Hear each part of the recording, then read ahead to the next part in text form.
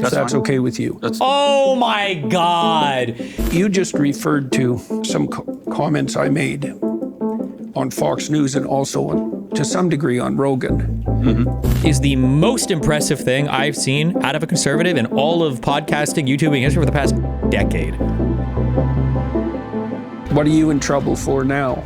The woke. Oh no. Some of these guys are like breaking off the MAGA cult. First was Constantine.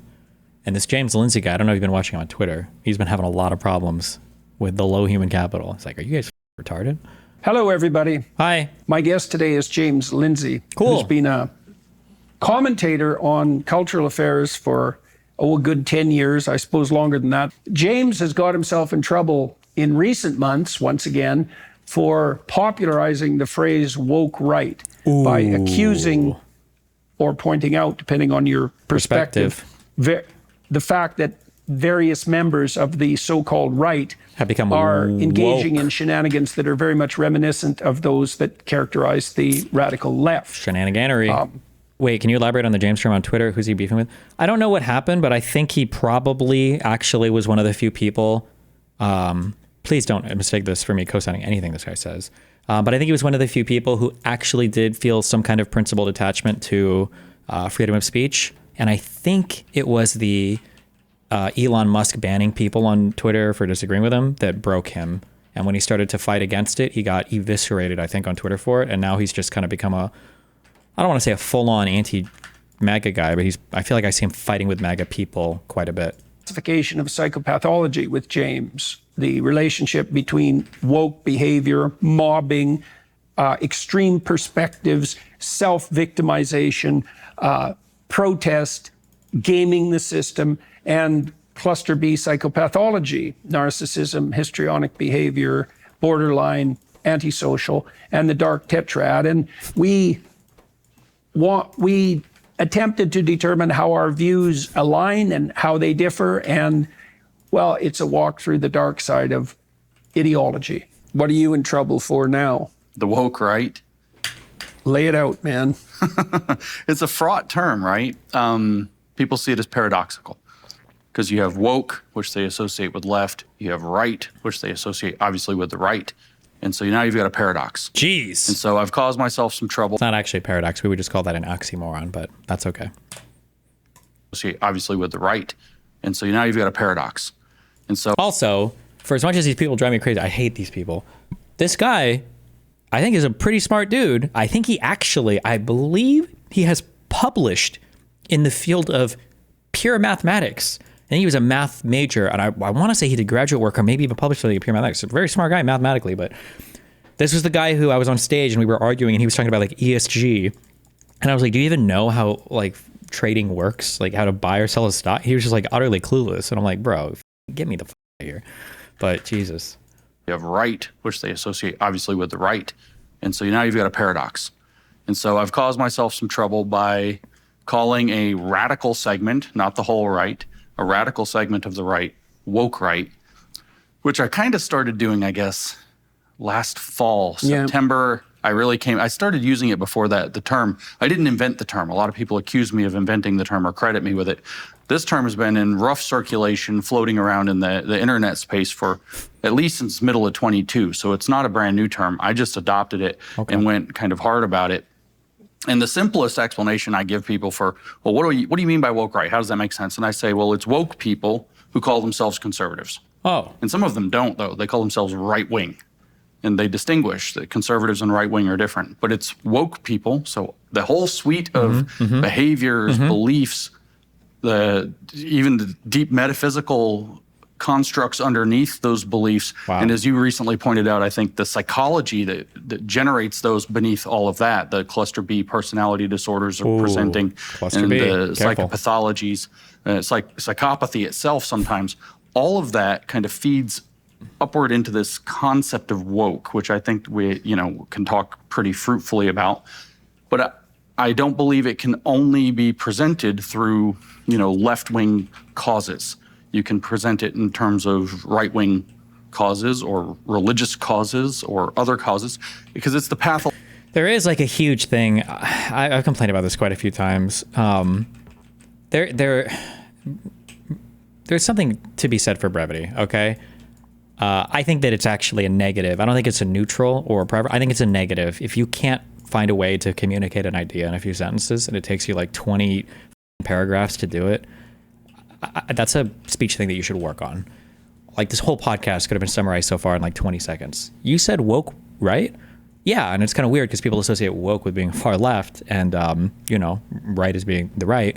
But there are people on the right who can exhibit the same kind of behaviors as people on the left when it comes to being, like religiously attached to some political movement. Oh, okay, cool, let's go. But it's like when you pathologize the histrionic attachment that some members of a political movement will have when they are idealizing the philosophies that are being passed around by some of the more idolized figures of their socio-political movements and the leadership that can endorse and lead to the proliferation of these ideas. It's like, bro, why? Nobody's better off for this. You're literally wasting our lives. You're not even wasting time. You're wasting time, but the time is our lives. You're wasting people's actual lived lives. The logical expression of an ideology or of a belief structure that ultimately is woke. And so this term has confused people. It's angered people. I decided to try to put Who is it angered? Well, this is the thing. This is what has I'll use this word. This is a heavy word for the beginning of a conversation. But this is what has dismayed me. Heavy word. I knew it would anger the people that it applies to, in my opinion, because who would want to be called woke right, first of all? And second of all, it limits their ability to interact because they have a label that's not a good label that sticks to them. But what I'm dismayed over is that almost I hate to use this word so glibly, but what I refer to sort of as a bookmark as elite MAGA. Ooh. Or the more what? Who's who of the conservative movement seems entirely captured by this as well. And they also became upset, saw me as a turncoat and a traitor against the movement. Damn. One of the things that I think, tell me what you think about this, but I don't think we should name any names in this podcast, if that's okay with you. Oh my God. Call out are you serious? I don't want to name but you make them upset. I don't want to be mean. But also, I respect it. Because if this was a leftist podcast, they'd be like, so here are the last 52 leftists that engaged in microaggressions that we're now removing from the movement. So you know what? I respect the hustle. It's totally fine. Okay, we can talk about why that is as we progress. Okay, good. I mean, I wasn't going to make that a cut and dried rule, but I have my reasons. Oh, I'm sure. So you just referred to some comments I made on Fox News and also to some degree on Rogan. Mm-hmm. Talking about, and I've actually written a fair passel on this. There's been this idea that the extremes of political belief meet, hey? Yeah. And so let's hash that out a little bit. You seem to find useful or possibly accept this additional diagnostic distinction, which would be cluster B or dark tetrad. That's right. I actually wrote about this. I don't know if you know, in 2020. Can we just let's just talk about the problematic political dispositions before we get into the actual pathologizing of this feels like high school girl shit, right? Like, so which cluster B personality trait do you think that these people have? Can we just talk about the phenomenon first? That specifically. In December, yes, in 2020, I called the article something like Psychopathy and the Origins of Totalitarianism. And I published that at the end of December of 2020. I put forth the hypothesis, which of course I got from somewhere else in significant part. I had read that infamous, quirky, but I think important book, Political Ponerology. Yes. Is that Lobachevsky or something like this is that name, the author. And okay. I had read that and found it striking. And at the same time, almost, I think sometimes, a chapter here, a chapter there. I read I think one of the most important essays in English, which is Joseph Pieper's Abuse of Language, Abuse of Power. I don't know if you've heard of this. Joseph Pieper was a Catholic, and he wrote this. I don't know what else he did, honestly. What an unfortunate name if he got accused of. Was the crime called peeping? I guess any type of crime like that. Damn, guy's name is Peepers. What are we gonna have next? Anthony Weiner? Just kidding, sorry. I should probably look into it. But he wrote this essay, Abuse of Language, Abuse of Power, and talked about how tyrants arrange an abused version of the prevailing language to mislead people into the tyrannical program. And it's in two sections, two parts. It's been 5 years since I've read it, so forgive the details. But there's, in a sense, two chapters to this long essay. And one of the two is very Catholic in its orientation, and one of them is this more general thesis. And it was extremely interesting. But of course, in political punerology, you also have the discussion of the importance of language, which of course we were seeing with the social justice woke movement as well, that they're misusing. Wait, am I crazy, or did he not explain at all what was in the book? Wait, did he just say that the second part was interesting and not explain it? I'm sorry, hold on. Sections, two parts. It's been 5 years since I've read it, so forgive the details. But there's, in a sense, two chapters to this long essay. Okay. And one of the two is very Catholic in its orientation, and one of them is this more general thesis.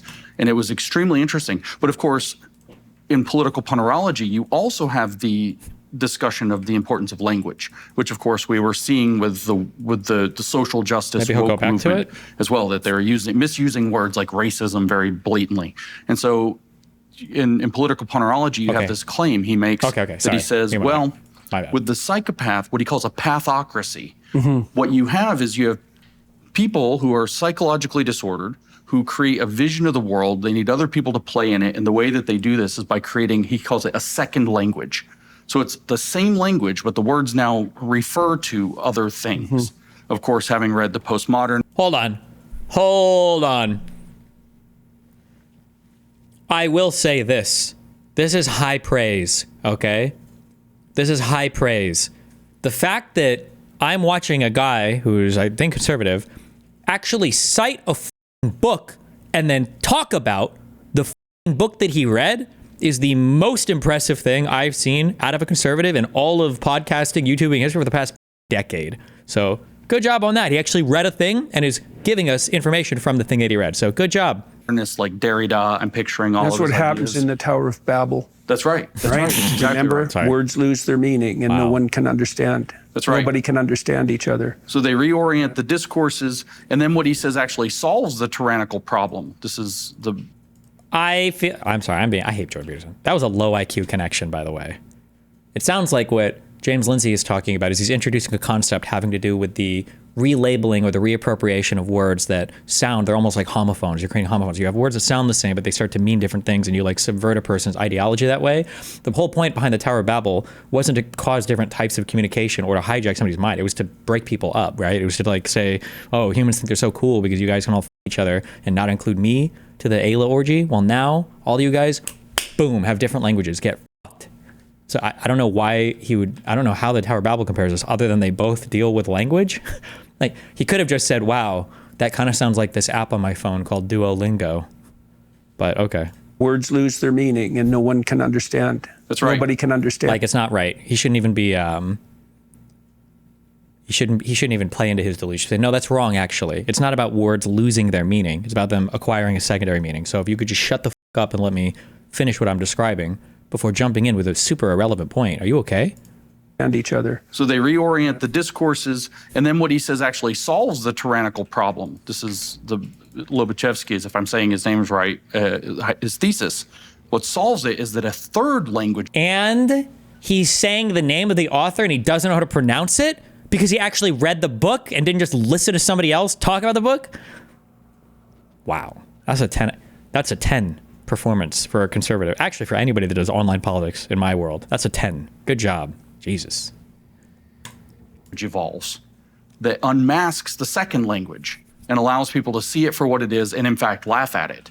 And so this is what takes it apart. So I read these two essays and I'm taken in by them. Of course, I'd been reading the postmodern literature quite a lot. I had been reading Lyotard, the postmodern condition, and he has this very confusing they're all very confusing sections throughout the whole book. This very confusing section about this thing called legitimation by parology, that he accuses all knowledge-seeking enterprises, including the sciences, of being legitimation by parology. And there's this story that goes along where he's teaching legitimation by parology to his students at some point.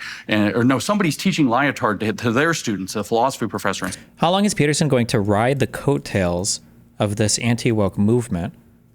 Are we going to be hearing this shit into Trump's third term or what? I don't know. I'm actually really interested by what he said so far, though. These essays or these books actually sound really interesting. So there's a subversion of language by the creation of a second language that hijacks familiar terms and relabels them as something different. And the freedom from the authoritarian or totalitarian mindset is the creation of another language, or the making people aware of the falsity of the second language. And that's an interesting concept, I guess. I feel like it maps on conceptually to when one thing that I stress over and over again is like they didn't care about deficits. They don't care about this thing. They don't care about this thing. I guess actually it almost maps onto it when I talk about how when people say they care about a thing, they don't care about that thing. It's actually a proxy for something else. I guess a more eloquent or maybe a more complete way to conceptualize that is by calling it almost like a second language, maybe, I guess. Maybe.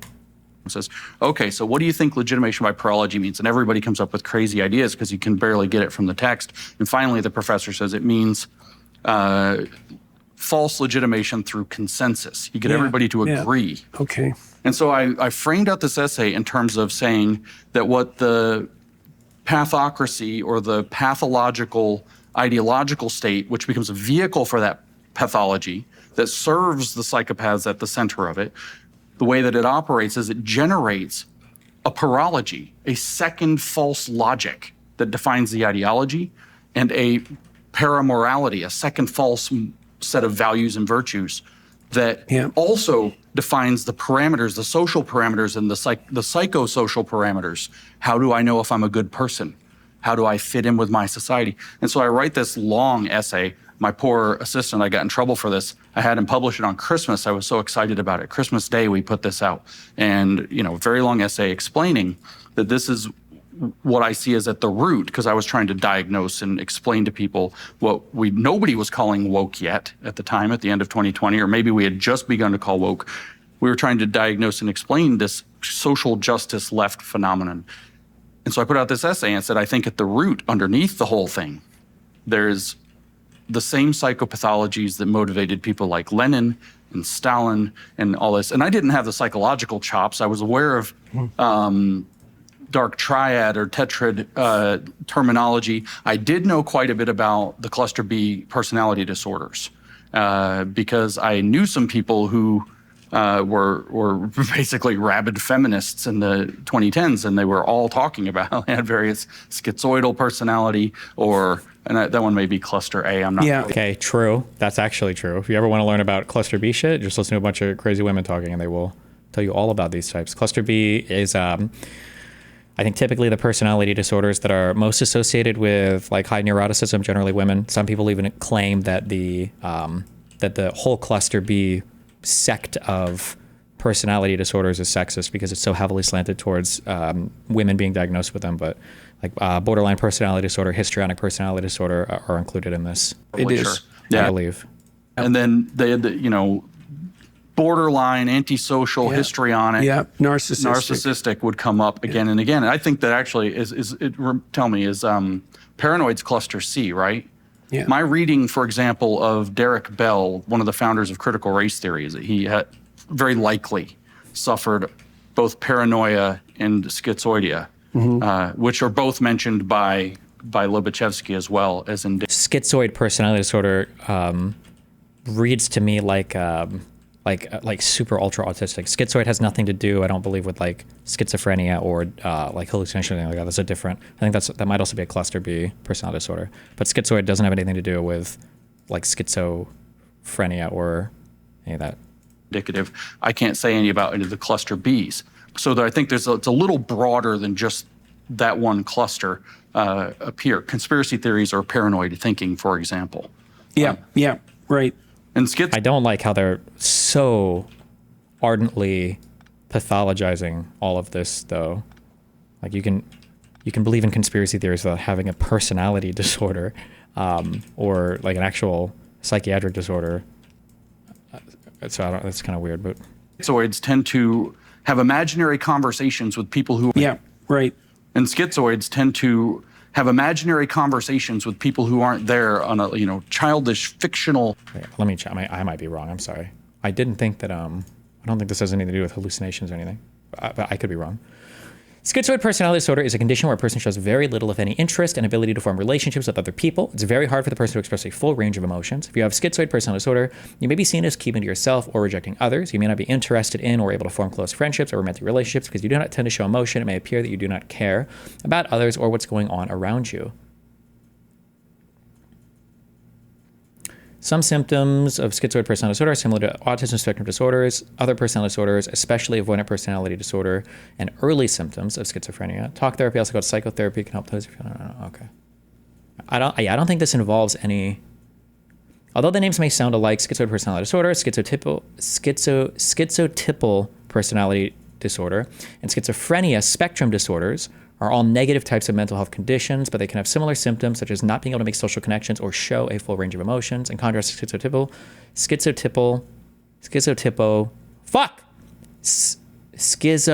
not schizo, it's schizotypal personality disorder and schizophrenia. Schizophrenia. Wait, is there a T? Am I adding a T always with a schizophrenia? Schizophrenia? People with schizoid personality disorder are in touch with reality, are not likely to feel paranoid, hold bizarre beliefs or hallucinate, make sense when speaking, although the tone may not be lively. The content of the person's behavior is not strange at all. Okay. This is like a psych term. I think laymen sometimes mix up, or you'll hear schizoid, or people will hear schizoid, and they'll think that it's like related to schizophrenia, but it's not. Kind of like when people hear like negative reinforcement, they think that's the same thing as punishment, but it's not. Negative reinforcement is when you remove a bad stimulus to encourage a behavior. Positive punishment is what most people think negative reinforcement is. If that makes sense. But level, they're but that, we will forgive him. The fact that he is reading books and is giving us his summaries of books, he still gets his A+, okay? They're pretending the world is the way that it should have been for their emotions when they were 9 years old. That's the split, the skits and the schizoidal. And so they write these elaborate stories about how the world's supposed to be, and then they have outbursts when the world doesn't match that. And Derek Bell was famous for writing these missives where he would present them as evidence of racism, say at Harvard, where he had an imaginary conversation with a dean and then would write the whole imaginary conversation down. And I'm thinking, this is so disordered, not just disordered thinking, but this is psychologically disordered, that you would then present this hypothetical conversation as evidence. But at any rate, so let me for a long time, I've thought that's there. Okay, so let's lay down some theses and tell me what you think of them. So the first is that about 4 to 5% of the population, maybe more, has dark tetrad cluster B. Like this, you're taking what is genuinely an interesting conversation topic, one that, and it sounds like even James himself is actually engaged with it to some extent, which is impressive. You're taking an interesting conversation topic and you're making it the most like faux intellectual exercise ever, which is just so cringe. Why? Whatever. Traits to some significant degree. Mm-hmm. Okay, and so that was histrionic, narcissistic, antisocial, and psychopathic. You say this exact thing for like every podcast? What? Which one? I don't normally give people credit for reading anything at all because people usually never read anything. Right, that's the cluster B cluster.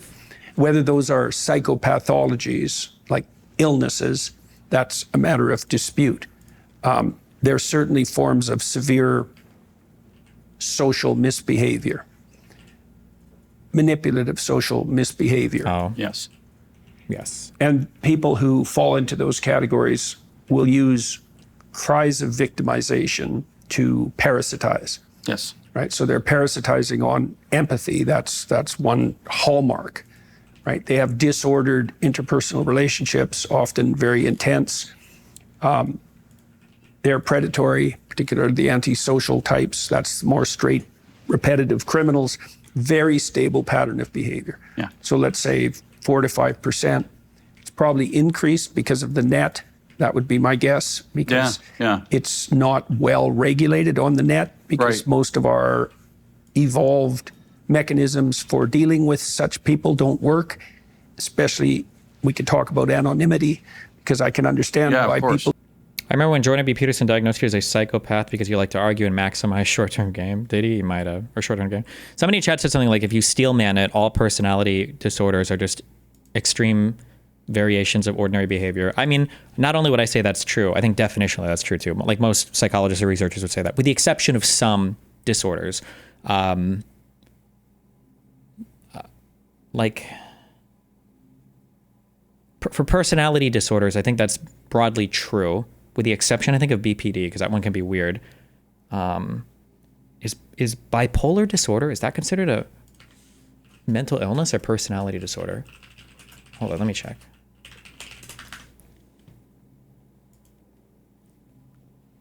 It's a mental disorder. Wait, I've looked this up before. Is there a clear delineation between disorder and illness? Because like I would say that like bipolar disorder, ordinary people I don't think experience things that are similar to mania or depression ever. I don't think there's a spectrum for that. Like that's either a thing that your mind's been fucked, you've experienced it, or you haven't. I don't know if I would say you experience that on a spectrum. But like for a lot of stuff related to probably like ADHD, I think a lot of that is kind of like on the spectrum. Maybe for like anxiety, I think is kind of on the spectrum. I don't know.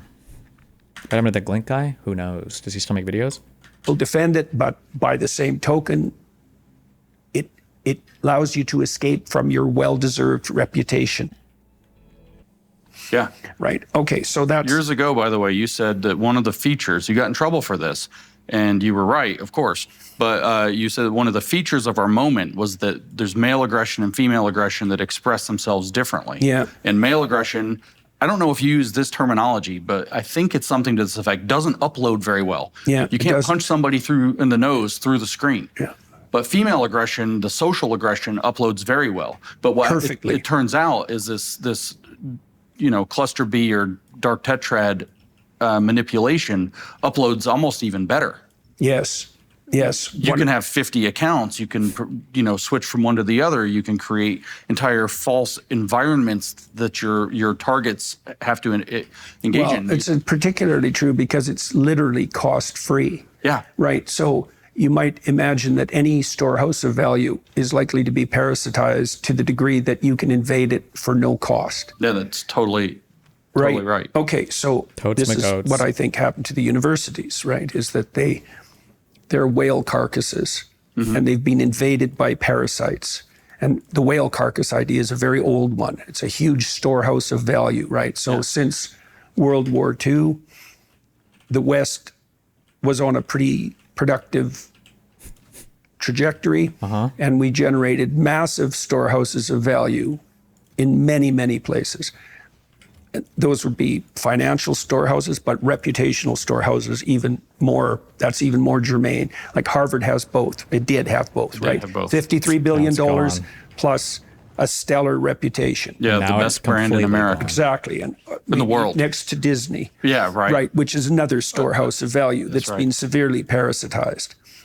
Okay, so now, so that's two things. There's 5% of the population. Oh yes, the dark tetrad types are narcissistic, Machiavellian. Yeah. So they use language only as a means to manipulate towards instrumental ends. There's no communicative intent. Right. It's all essentially status gaming. They're psychopathic, and that means they're predatory parasites. And then they had to top it all off with sadism. And I think that's what changed the dark triad to the dark tetrad. I think the reason for that is that if you have a dark triad orientation towards the world and the world turns against you, it makes you so angry because you're rejected and unsuccessful that expresses itself in positive delight in the unnecessary suffering of others. Okay. Right. So this is dark That's real material. dark. That's some dark Now, stuff, dude. There's no reason to assume that the cluster B dark tetrad types would do anything other than gravitate towards storehouses of value. First of all, the parasite problem. I feel like this is also like the most boring form of analysis, because when you hardcore pathologize everything like this, you're basically reducing it to mental illness. And it's like, okay, well, can we talk about like culturally how these things could come about, or could we talk about culturally, right? I guess the environment is way more interested in me because what is the analysis that we can engage in here if we're literally just saying all of this is pathology? I guess maybe they can talk about how the environment can cause the pathology, but so far it's just like this. It feels very essential, I guess, is what I'm saying. Like these are just built into people, and it could have never been any other way. But I don't know. Problem is a very deep problem biologically, right? It's so deep that some people think sex evolved to solve it. As you mix the genes, it's harder for parasites to move down the generations, right? So that's actually one of the canonical theories for the evolution of sex itself. Why would you take a 50% hit in terms of genetic transmission when you could just clone yourself? Well, the parasites can breed, multiply faster than you can. And so they have the upper edge in a lengthy battle. So you mix up the genes and anyways, so the parasite problem is a very old problem. True. My political opponents equal mentally ill. Me equals mentally healthy. Much better political views. So true. Yeah. True. Okay, so I want to add one more thing to that. Yeah. So imagine that a system of knowledge is a way of representing the world and navigating in it. Okay, so that would be like a scientific theory or an engineering theory. Right. And so you might be able to assess that theory on the grounds of objective fact, say. Okay. But then imagine that there's a different form of language game. And that is that you orient yourself with you bring a number of people together and you lay out some game rules. Okay. They could be religious axioms. In fact, I think religious axioms are game rules. I think that's the right way to think about it. Okay. But it could be political, right? So communism, a pseudo-religion, has game rules, axioms that you have to accept. And so does conservatism. These are games that can integrate a large number of people. Okay, so that's a slightly different function, right? Because now it's like if you and I decide to play basketball, we're going to produce a hierarchy within that set of rules, right? Whatever set of rules you lay out, people are going to be differentially able at implementing. That's right. Right? Any set of rules. That's right. Right? So for example, if you were in a gym and you had school children roll and you had a competition, you'd get a hierarchy of... I also think somehow Jordan Peterson has this gift for being able to take an idea that is incredibly basic and incredibly boring and borderline self-evident and expand on it in such a way as to sound so incredibly profound while saying absolutely nothing insightful. He's probably one of the most gifted people at doing this like waste of oxygen type of like masturbatory meandering of like, you'll see that like if a man and a woman meet each other's gaze at the ends of a restaurant, then what'll happen is the ancient evolutionary game, the dance that ultimately leads to life and death and procreation and the same patterns found throughout the entire universe of start and stop. It's just like, okay. Like by the end of it, like he said enough, I think, that people that jerk off to listening to shows like this and think they're getting like so much smarter, there's enough Hello? Did my game just crash? Factorio doesn't crash. Oh, there's like enough material there for them to get off on, but like he hasn't said anything insightful at all. It's so boring. Oh my God. rolling speed. Yeah, and right. then the top rollers Yes, both Weinsteins do this as well. Yeah. would be the high status people within that game. So you can organize systems of knowledge so that they're ground rules for a game, and then you produce a hierarchy. Now, hierarchical position has value. Yeah. So the higher you are in a social hierarchy, the more positive emotion you feel, and the less negative emotion, and the less likely you are to perish. Yeah. Partly because you have social capital and social support.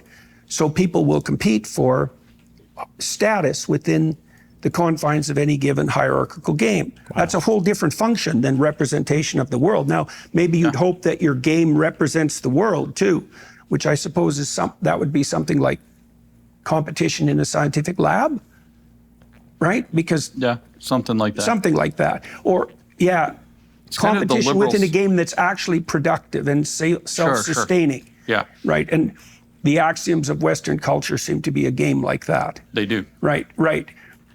Now, okay, having established that, you can game it. Yeah, of course. Right. And so that seems to be, okay, so we agree on, so far, there's nothing in that you think is objectionable? No, nothing. No, that's right. I think that's exactly right. And it's a good way to look at it. And I think it opens a door to how this becomes woke. One thing I don't like about these shows, and I think a lot of podcasts today are guilty of it, and it drives me crazy that so many of you fucking retards like this style of conversation, is like yeah, actually, you know what? I say that, and I'm actually so guilty. I'm guilty of doing it all on my shows too, so fuck me, I guess, as well. But I blame other people for not being able to handle disagreement. All podcasts today seem like they're all just some version of yes-anding everything. That's it. Yes and yes and yeah. Like, can we ever hear a disagreement ever? Like, do you guys really agree 100% wholeheartedly with every single thing we said? There's no disagreement whatsoever at all that we can talk right now? Yeah, like I tend to think that StarCraft 2 is just the best game ever made. Yeah, I know what you mean. I think Halo 2 is actually the best game ever made. And the guy's like, yeah, that's true, actually. I really liked in Halo 2 how you could dual wield weapons, or was that only Halo 3? And the guy's like, yeah, that's true, yes. That is true. Dual wielding weapons, though, was actually the worst part. I think the sword was the best part. Oh, okay, yeah, true. The sword was really cool that you could like one-shot people. Yeah, actually it was like the sword sniping was the cool part. One-shotting was actually really lame. The guy's like, yeah, true. And it's just like, what? Why? Are you so scared of stepping on top of each other's toes that you can't? I don't know. In a particular way, if we get very, very general, because if you actually want to know the controversy about woke right, what's happened, Eric Weinstein told me this. I know we said we're not going to name names, but it's positive. Yeah, okay. He told me that what he realized, and of course he's a mathematician as well. So, and I'm a mathematician. Yeah. So he said, he told me this at ARC, actually. We were having a conversation, and he said, when I realized what you'd done is generalize the concept of woke and then applied it in a different domain, it clicked. So it's no longer, just left-wing, totalitarian behavior. It's now this mode of totalitarian behavior that I can apply in other domains. Correct. And so with the hierarchy, well, not just the hierarchy, everything you just described, but you have these reservoirs of value in hierarchies built off of these games. Yeah. So there's value there. And the parasite is drawn to the reservoir of value. Wherever it is. And the idea is that you want to be high status, but they have natural limitations because they're not competent. They're not competent. Yeah, they're... Holy shit.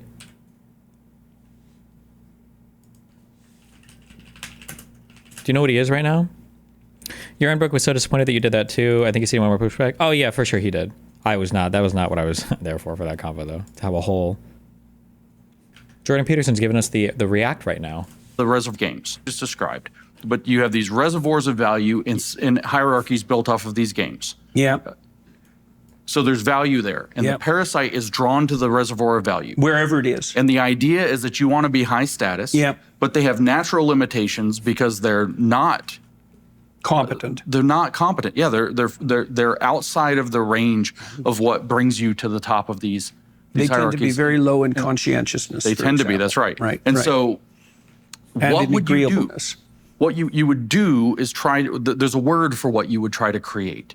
As the parasite who's now latched on, the thing you would try to, there's different, if you want to talk about it in politics, there's one word, and if you want to talk about it in religion or more generally, there's another. The general word or the religious word is cult.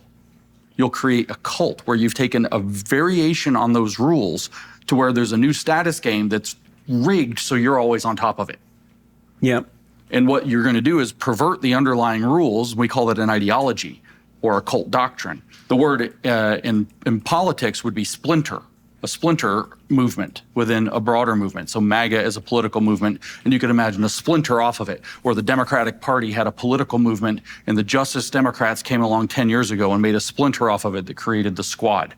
A lot of people know that history, at least, so it should be, germane. So the generation of a localized cult is sort of this hypothesis, and the ideology grows out of the desire for the people at the top of that, who are parasitizing the hierarchy, to create their kind of internal nested hierarchy, where they're on top of the whole thing.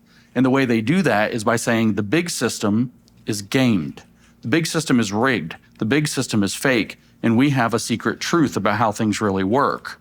And now you enter into the Gnostic kind of I don't know, even metaphysical space. Okay. You know, the ancient Gnostic religions, whether against Judaism or Christianity, all held out that Yahweh, the character, the creator God of Genesis, was in fact a demon who had tricked everything. He wasn't the actual highest unknowable God. He was this low-level, you know, functionary God who said, you know, I'm going to rule over all this stuff. I'm going to imprison them in this, you know, wonderful garden. And then, whoops, they disobeyed me and almost realized the game by eating from the forbidden tree. So now we're going to throw them out into a real prison. And they've been, in the Heideggerian sense, they've been flung, their being has been flung into a world they didn't choose, in which they suffer. And you get the whole Gnostic architecture. But the way that Gnosticism attracts is by saying, and that I can make this kind of literal to things that are happening in our world if we have to, is that the authorities... I feel like we started with such an interesting topic and it just got so, I don't even know, symbolic and pathological and crazy so fast now. in the existing game know so much, but they don't want you to know everything. They don't want you to know more because you might surpass them. Okay. They're trying to keep you down. Okay. But if you come with me in my cult, I'll tell you the real secrets. That's an appeal to paranoia too. Sure. And that's going to be more effective under conditions of extreme uncertainty. Sure. Okay, so let's concretize this a little bit. Sure. Okay. I'd like to talk about, we can talk about Douglas and Joe. Sure. Sure. I think let's amend our more rule. sure. We're not going to point any fingers at woke right people. But Okay. I'd like to talk about, He wants to talk about Douglas and Joe, but we want to be very careful. We're not trying to burn any bridges. We're not trying to be mean to these guys. We're not trying to call them out. We're just talking about the ideas. We're not going to point fingers at them. Oh my God, dude. Joe. Sure. I think let's amend our rule. Pussy. We're not going to point any fingers at woke right people. But Okay. I'd like to talk about the current situation. Yeah, the situation and the ideas, I think, are important. Well, you know, Douglas's point with regard to Joe was that it's troublesome for those with a conservative bent to throw away the idea of institutional legitimacy. Yeah. And that's a fair comment, standalone comment. Okay. Joe's rebuttal to that, insofar as he had a rebuttal, because I thought the conversation was actually pretty civil given how difficult it was that the institutions have been so cataclysmically faulty in the last 10 years that the only possible antidote to their falseness is really unrestrained investigation. And Joe's been a master of unrestrained investigation, obviously, because he's Right. allowed his interest to take him wherever it goes, which allied with a certain amount of conscience is a pretty good orienting function as far as I'm concerned. Okay, dude. And I'm at a loss to some degree how to reconcile those viewpoints, because I think it is a cataclysm that the institutions have become unreliable. But let's walk through them a little bit. I think the universities are gone.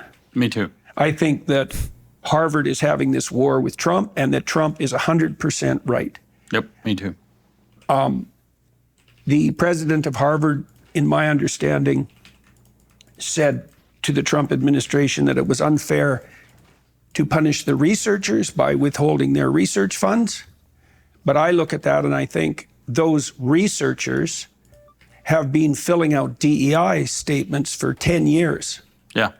So as far as I'm concerned, they lost all their credibility. They're not independent researchers at all. Oh, that's right. And they could say and have said that they were just following the rules.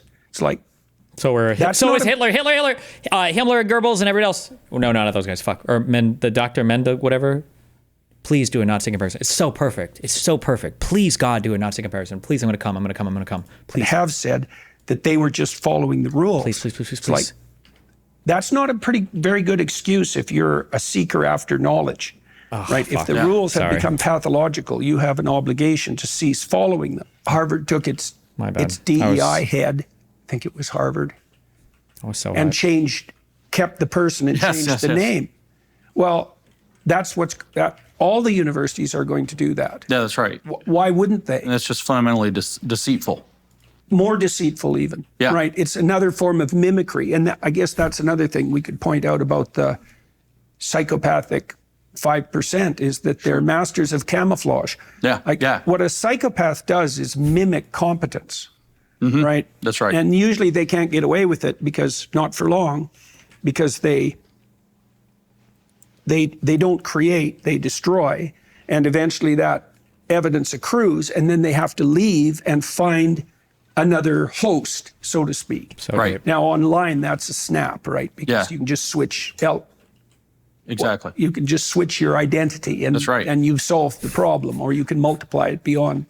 And then there's a bot problem online too. Tremendous bot problem. Yeah. We've tracked some of that. And for some of these discussions about the woke right, 30% of the comments are bots. Yeah, right. Oh, all of the woke. Oh, the bots are targeting them. That's why. Okay. So, right. So that means we're automating the psychopathy. Like I've thought for a long time, and I do think this may be the case, that virtualization enables psychopathy.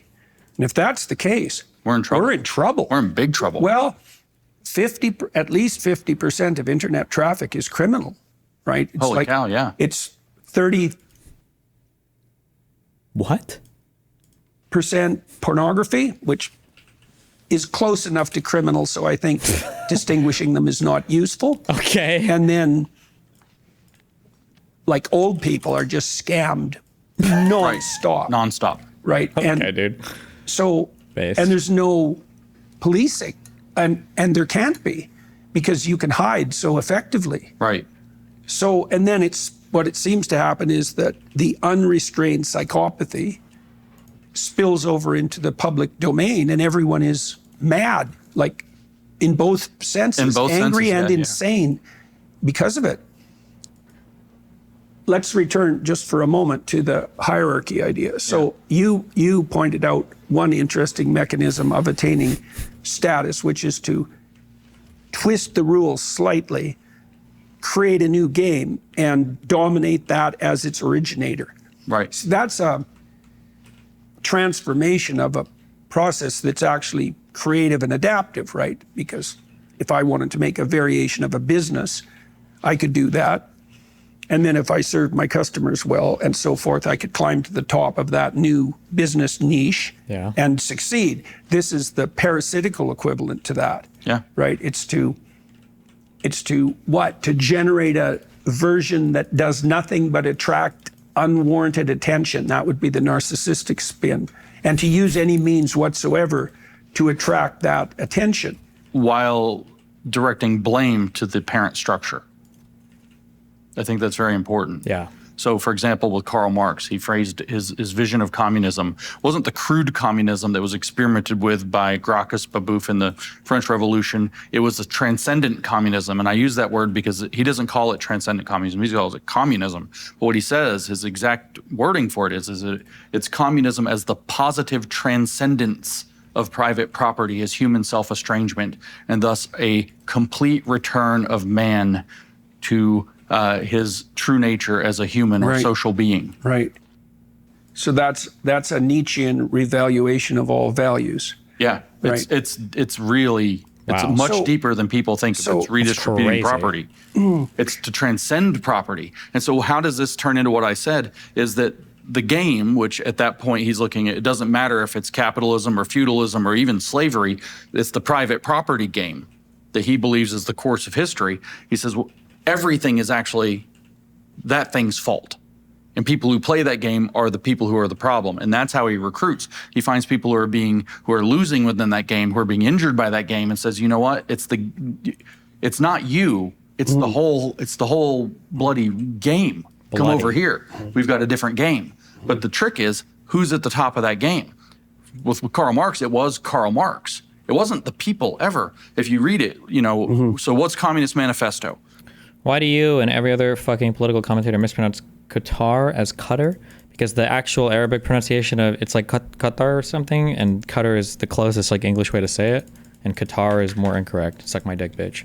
We'll just break it down. Chapter 1, Communist Manifesto is titled Bourgeois and Proletarians. bourgeoisie and proletarians. So he describes the relationship between the people who are playing that game, the bourgeoisie, and then the proletarians, who are the workers at the bottom who are making that game possible. And he says, all you guys down at the bottom are getting exploited. You're being alienated from who you really are. You're alienated from your product. Everything's terrible for you, and it's exploitation, so the winners of that game can cheat you. That's the relationship that he puts out. Chapter 2 is communists and proletarians. And he says, so it starts out brilliantly. He says, so what's the relationship between the communists and the proletarians, or the workers' movements? He says, we don't disagree with any of the workers' movements. We actually are the highest expression of them. Wow. So we take their vision and put theory behind it and take it to a higher level of understanding, and we're going to bring all you guys with. And so naturally, what's going to happen? So let's say he agitates the proletarians to revolt. Mm-hmm. He's just said that the shepherds are going to be the Communist Party. And then who's going to run the Communist Party? Karl Marx. Yes. So it's a whole thing is a giant scam. Wow. To blame the existing system, to agitate a large group of people who aren't winning within that system, Jesus. to get them to elevate switch himself games to the highest. with him at the very peak. Okay, so That's to crazy. me, I know that we've talked a little bit about religious matters, but I'm going to delve into that for a second. Actually, before we go, What? put a bookmark. Yes. Okay. Because Hitler did the exact same thing. Yes, Hitler. The exact same I thing. cummed. Mussolini did the exact Yes, same thing. I Hitler is cummed. much more clear. Yes. He says, we had this German race. And back in history, he writes this fictional mythological history of the Germans. Some of it, if you read or see it, is just kind of humorously, transparently false about how great they were in antiquity and all of this. So you've got these Germans, and they've got all this, he's got this whole occult, theosophical, Aryan stuff that he's brought in from Helena Blavatsky and read The Secret Doctrine and all this weird occultism he's attached to race. And in Mein Kampf, second volume, chapter 1, he talks about, well, the Nazis have a new world Your Kampf? My Kampf. concept, Weltanschauung. Yeah. And that world concept will be the racial world concept. And then he lays out how the state exists to preserve the race. That's the point, because when you have the race, you have the people who will generate high culture. And when you have the people who generate high culture, then you can advance society to its highest level of expression and man's highest level of expression. Okay. Very progressive ideology. But what he's saying is, we had this We worked progressive somewhere in in there. this Nice. mythical, distant, foggy past, Yeah. and we can recover it. How? By taking every step that we can to figure out the race and purify the race. And guess what? Everybody who's with me who wants Germany to be made great again after World War I and the ravages of the Treaty of Versailles as they saw it, and the challenges that came with the the interwar period as we see it now. All you Germans who are mad at Europe and mad at the French and you're having a bad time, guess what? There's a mythic Germany that you've lost and we can get it back. Hey, come on, let's go. And here's the ideology. It's our Jesus, I'm so curious how the rest of this conversation, how are they not going to map that directly onto, literally it's in the slogan, Make America Great Again. How do we escape that? racial world concept. And here's how it's going to be organized, not with this vanguard Bolshevik model over there that the communists use, but we're going to use what I call the Führer principle. Not me, Hitler called the Führer principle, the leader principle. Of course, who's the Führer? Hitler. So he's on top, and it's this absolutely rigid top-down pyramid of authority, which is a completely different expression. That's what a Tower of Babel is. That's exactly right. What the fuck? Kill me. Yeah, with the wrong thing at the top. But it's the same program. The game that we've now, it's not the game that we're all playing. It's the game that we've been forced into by this rotten circumstance, has dispossessed us from who we should be. We're heritage Germans, for example, and we should have the benefits of our mastery of race. But the problem is, in his sight, It's very attractive to anyone who That's has right. nothing to offer but racial identity. that's right. That's right. And two things: racial identity and obedience. Maybe a modicum of cruelty as well. Yeah, well, that comes along for the ride. It comes along for the ride eventually. Yeah. Because a lot of the young Germans were actually inspired because they thought it was going to be good for the worker. They were inspired by the socialism part of National Socialism, and that it was going to be good for Germany. And they loved their country and they wanted to see it great. And so they were swept up, the Hitler Youth were swept up to get into this. But it's the same program. There's a game. We used to be the masters of the game, but now we've been dispossessed from the game. They threw us from top to bottom. That was an intolerable experience. By the way, this is all the story of Lucifer. Yes. We've been cast to the bottom. Yes. And so what we're going to do now is we're going to grab Yes, our religious. rightful inheritance, and we're going to build the structure that returns us to it. P.S. the organizational structure is the Furrer principle, so I'm at the top.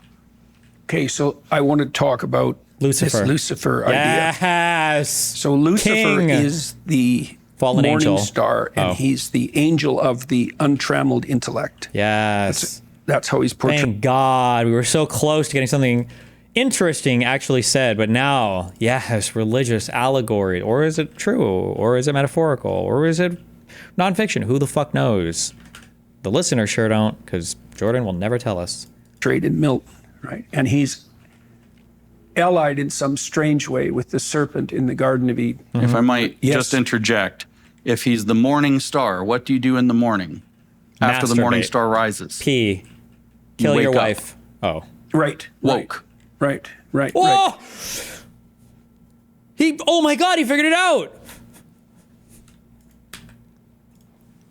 You wake up. Right. Woke. Right. The spirit of enlightenment. Right. Okay. So, in Or dark enlightenment, as it were. yeah. What the fuck? What? Right. Absolutely. Well, that's the question. What's the difference between genuine? What's the difference between what's genuine and what's false? Let's say. Yes. So, in the story of Genesis, God tells That was Adam so and Eve deep. that Holy they can shit. pretty much have free reign, except for one thing. They can't, as far as I can tell, what it means is they can't take the right to define the moral order to themselves. They have to abide by the moral order, that there's an intrinsic moral order that's grounded below nature, even grounded in the principle of being itself. Sure. They have to ally themselves with that. But Eve, interestingly, Eve is tempted by the serpent. Maybe her powers of discrimination are somewhat lacking.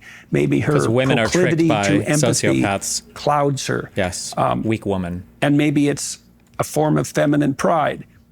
In any case, the serpent Form of feminine pride. Eve taking the apple was actually toxic femininity on full display. Bad Girls is actually a Luciferian film about women's proclivity to destroying everything.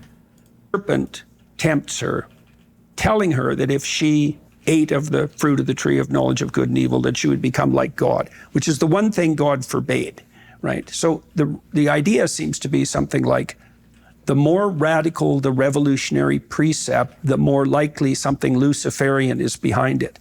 So it's a serpent in the garden, so it's clearly something poisonous, but then it gets weirdly associated with the idea of Lucifer, right? Which is a very strange leap. The leap is something. I love that it's Peterson of all people being swept up into supporting a fascist regime and not being able to realize it, considering he talked about the Germans and Nazi Germany so much. Actually, in a very weird way, we can understand that because, in a way, Jordan Peterson fell a little bit into the trap, or helped create the trap, that James Lindsay was kind of describing in the very beginning of this podcast, or whatever, this episode, where Lindsay was talking about the idea of creating a second language using the words of the first language. And what's something that conservatives, for whatever fucking reason, have been trying to do forever, and it's relabeling Nazism, National Socialism, as a left-wing socialist movement. And as long as Nazis are left-wing and socialist, then that means that conservatives, you literally don't even have to look out for it. Why the fuck would I have to worry about Trump or MAGA or anything on the right becoming Nazi? They're literally left-wing, right? Because of that, the relabeling of all of that, the obsession with trying to make that a left-wing movement instead. Like, what's the most poisonous of all possible serpents, right? So then it becomes a meta principle. And it looks to me like it's something like the drive to power. And that fits well with the notion that, well, Marx would be on top of the communists, and Hitler would be on top of the Nazis, and Mussolini would be top of the Italian fascists. Yeah. So if the True. belief system is pressed into the service of the hierarchical status of its Lilburgh's pressed? Is that what he said? originators, then there tends to be something profoundly Luciferian behind it.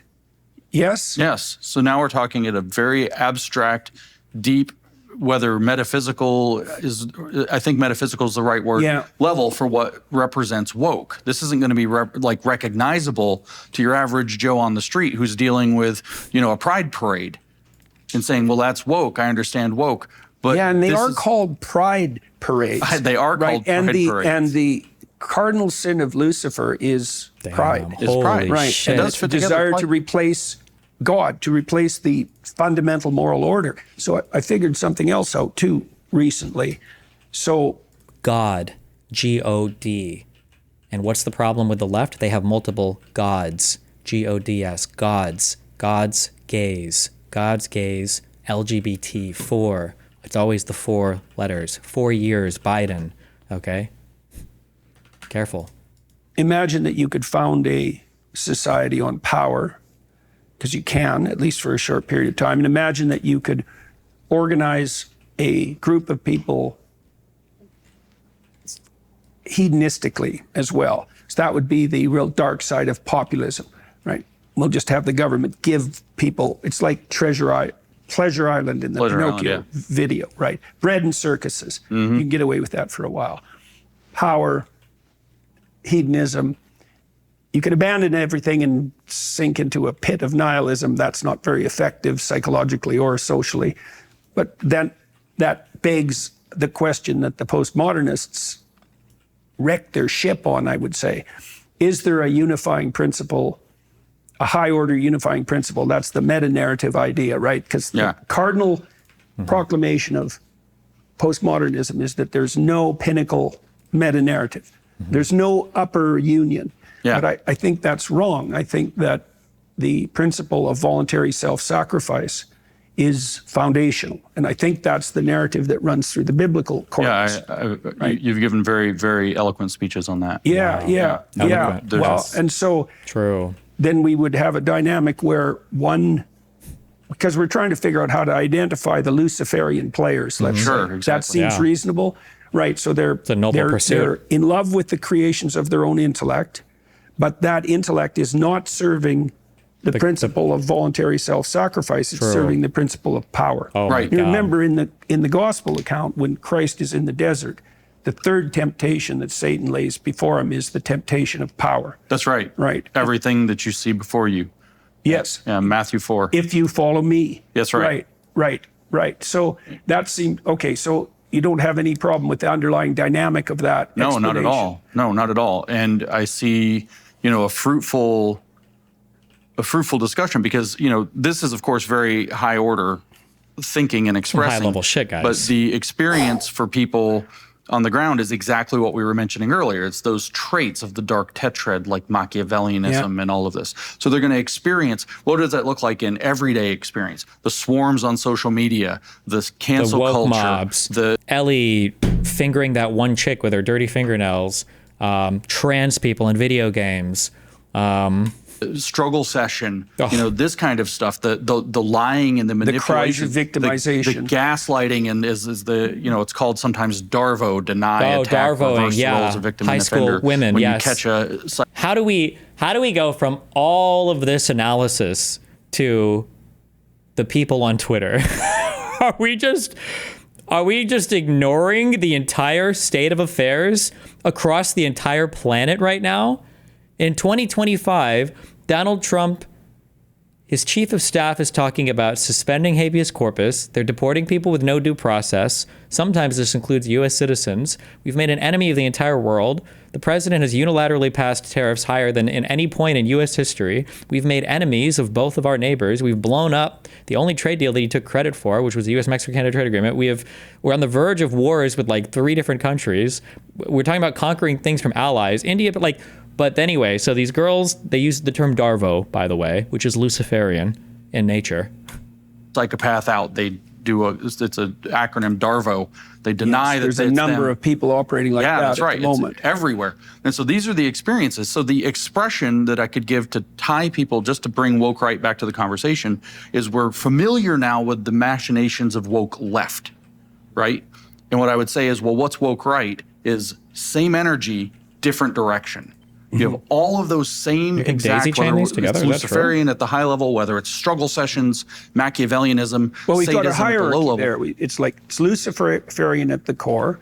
Then we've got the cluster B dark tetrad traits. Then there's the mechanisms that you described, right? So that's a differentiated. Then that gives us a way of identifying. So if we use the kind of pop word of the day of vibes or energy, it's same energy, different direction. And this is exactly like what I was already saying with Marx versus fascism or communism versus fascism. And we could go as weirdly deep as you want. There's a few ways to get to it. Like you say, well, obviously communism's kind of the arch progressive ideology, but I disagree. It's probably fascism, but differently. Communism was actually obsessed. If you read Marx, he's obsessed. What was this? Well, the quote: positive transcendence of private property is human self-estrangement, and therefore a complete return of man. Return to monkey. To what? His real true self. It's obsessed with state of nature. It's obsessed with, we've been alienated all the way back to the beginning. For him, private property marks the fall. So the serpent came along and didn't offer an apple, but offered the fundamental right to exclude private capitalist property. But you have the same general concept. So they're obsessed with looking all the way back to the state of nature. Well, and that is also an unbelievably effective move on the psychopathic side, because the basic criminal attitude is, and I've dealt with criminal types quite a lot, it's pretty straightforward. It's practice. It's perfectly fine for me to take what you have because you took it. Yeah, that's right. Right. And that's so exactly Marx has just nailed that perfectly. That's exactly what it is. Property is theft. As soon as property is theft, the criminal is the moral agent. And that happened in the Soviet Union, right? Because in the prisons, the criminals were treated as moral agents, whereas the political prisoners were treated as, what would you say? The kinds of heretics who deserved nothing but the longest possible sentence of death. Right. Because the criminals were victims. If property is theft, criminals are victims. That's a hell of a satisfying outcome for the criminals. That's right. And so what you have in that same paragraph, so you have Marx saying that, just as a heads up, remember, so that you guys don't ever sound like fucking retards, that the quickest and easiest way to figure out if somebody is totally lying about even pretending to have the slightest understanding of socialism or communism or Marxism, whatever the fuck, private property is not personal property. Private property refers to capital, and personal property refers to things that an individual might personally keep. These are two different things. That's not the same thing. What we're going to do is get back to our state of nature. But we're not going to go back. It's not going back. He's just discussed Babeuf and the failure of the French Revolution commune model. That it was all low end. It was, grubby. It was dirty. They had no high culture. They had not the same as Hitler's interest. No high culture. He says this is wrong. We're going to have a transcendence. So we're not going to go back to state of nature. We're going to transcend. And all he's doing is rehashing Rousseau, which had passed through Hegel and Schiller. And what Rousseau had said is we need to be, because he wanted to live a free libertine lifestyle, not liberal, but libertine, but he liked being a citizen, didn't he? And so he wanted savages made to live in cities. That's, in the French, but that's what he literally called them. Savages. If personal property appreciated, would it become private property?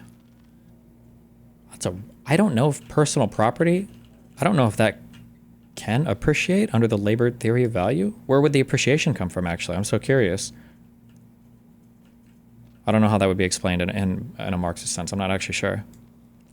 Is made to live in cities. That's the completion of man.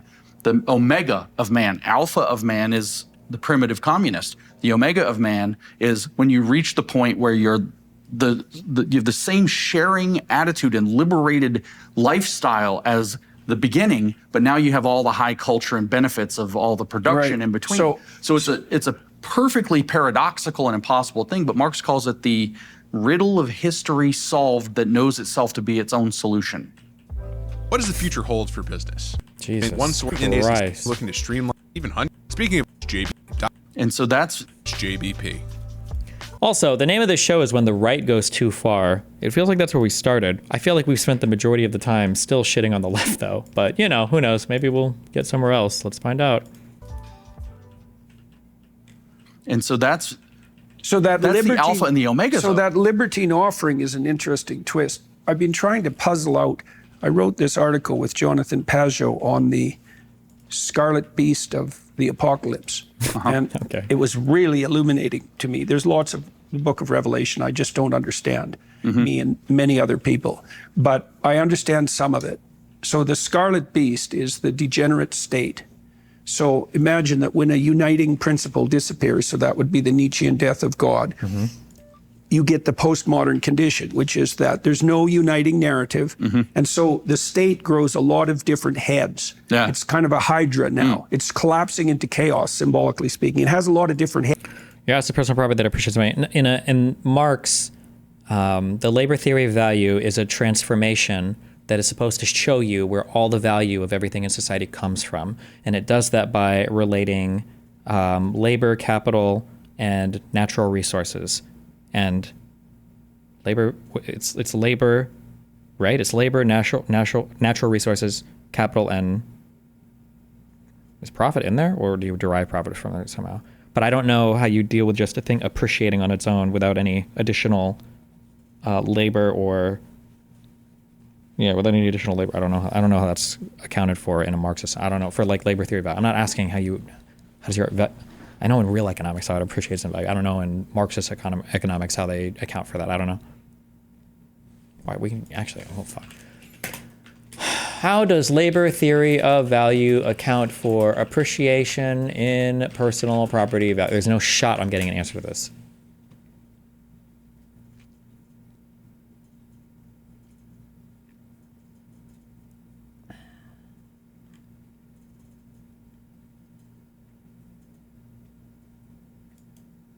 No, okay. Oh, that might be true, actually. Value is not the same thing as price. Those things can become disjointed.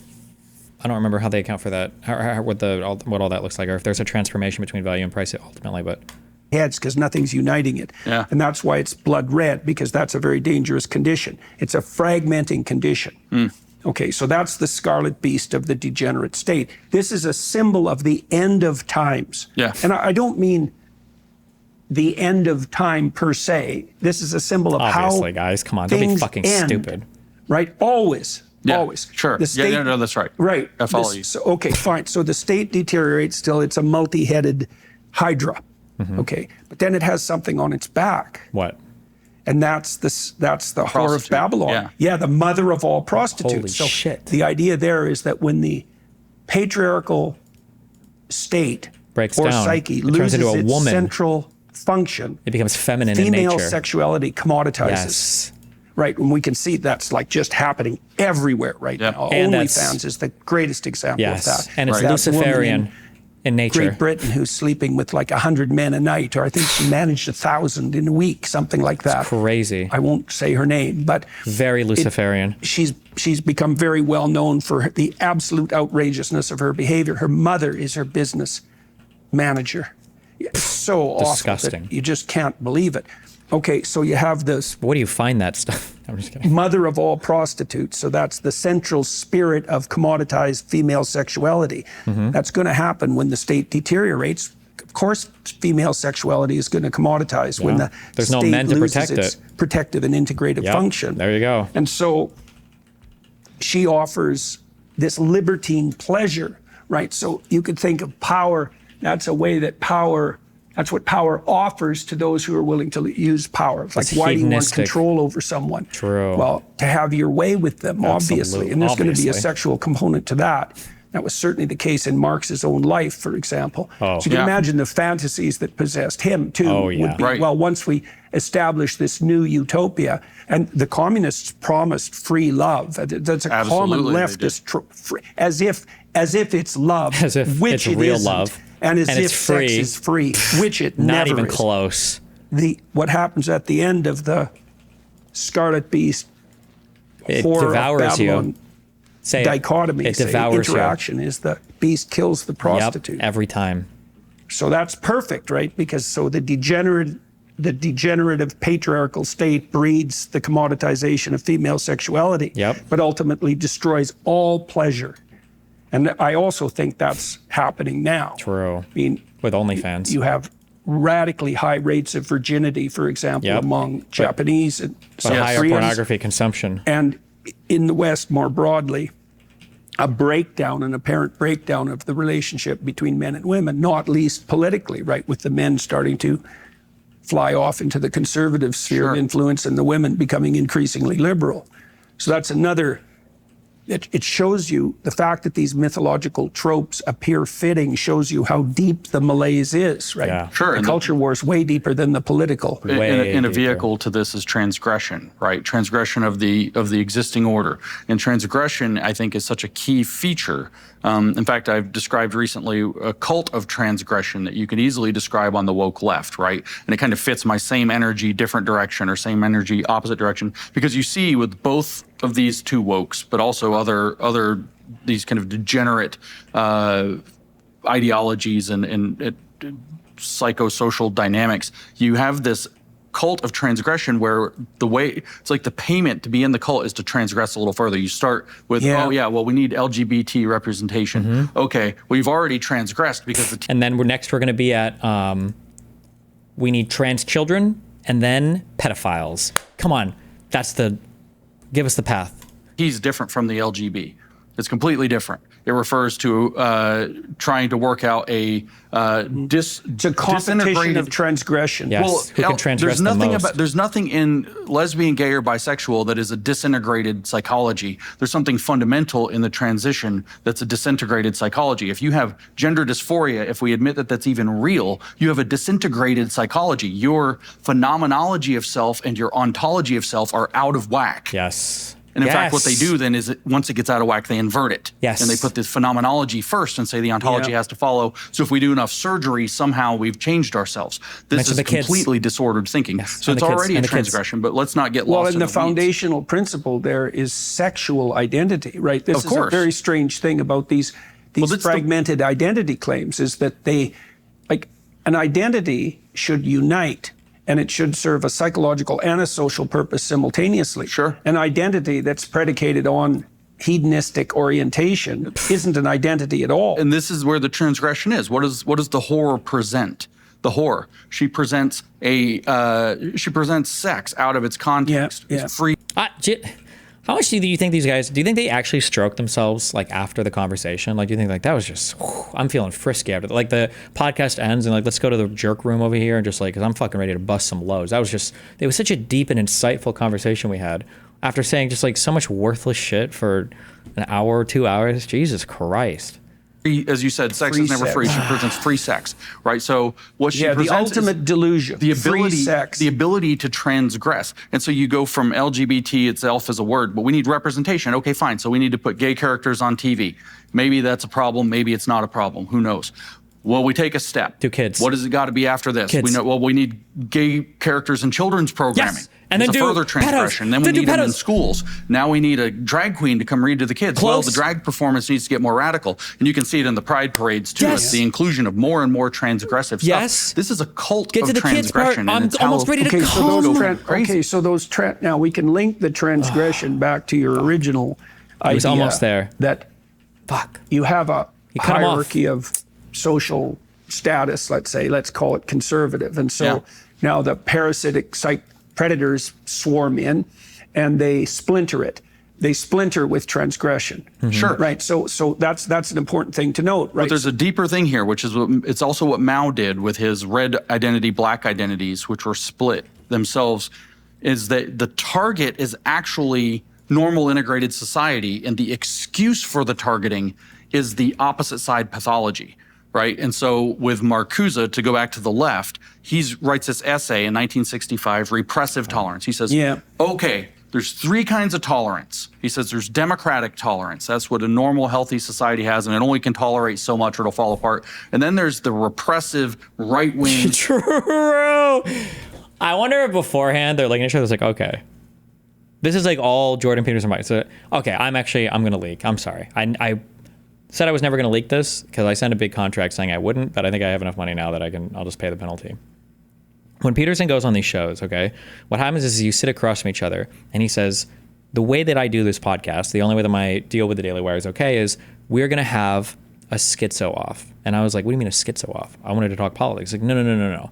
He's like, what we do is both of us just become increasingly schizophrenic during the podcast. And we try to see how far we can push it before anybody in the audience calls out that we're actually competing with one another to give the most inane, just arbitrary, but also wild, but also nebulous, but also like pointed at the left, but also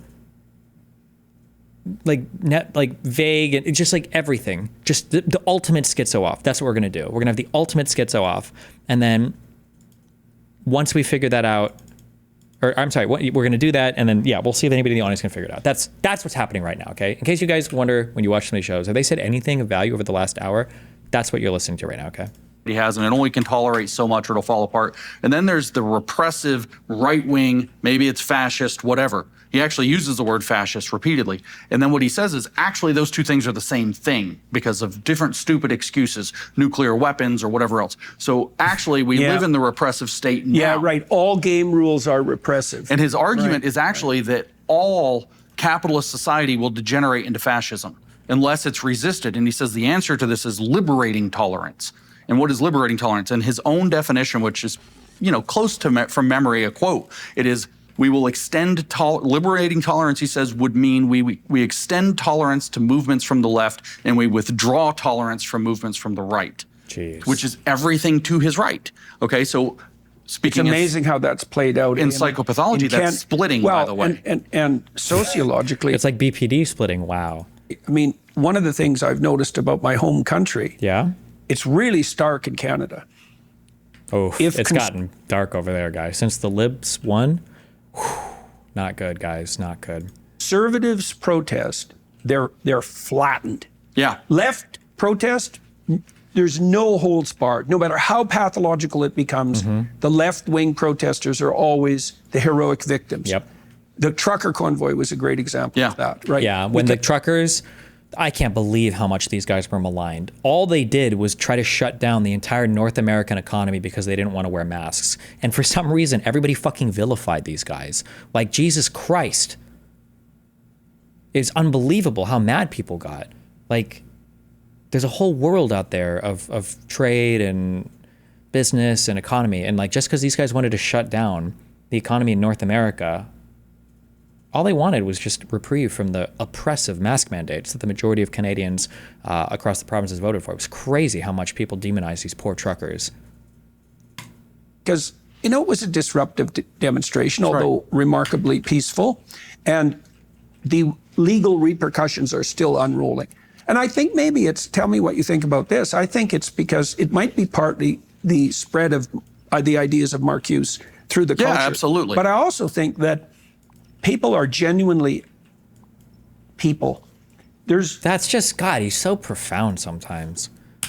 That spread of the ideas of Marcuse through the culture. Yeah, absolutely. But I also think that people are genuinely people. Yeah. There's something to genuinely fear when actual conservatives protest, because they don't do it until they're pushed to the wall. There may be, but I think is it also an indication that something very fundamental has gone sideways? Because conservatives aren't the protesting type.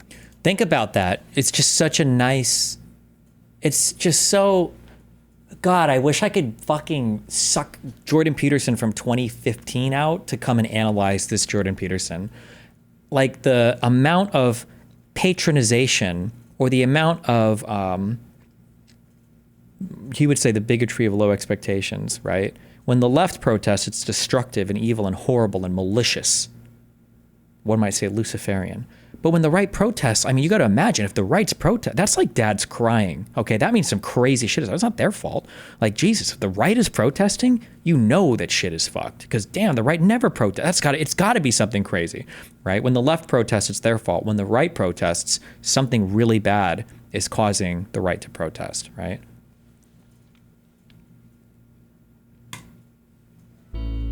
I wanted to share something special with you as we Father Shale and God just a few and how that did complete tells us something.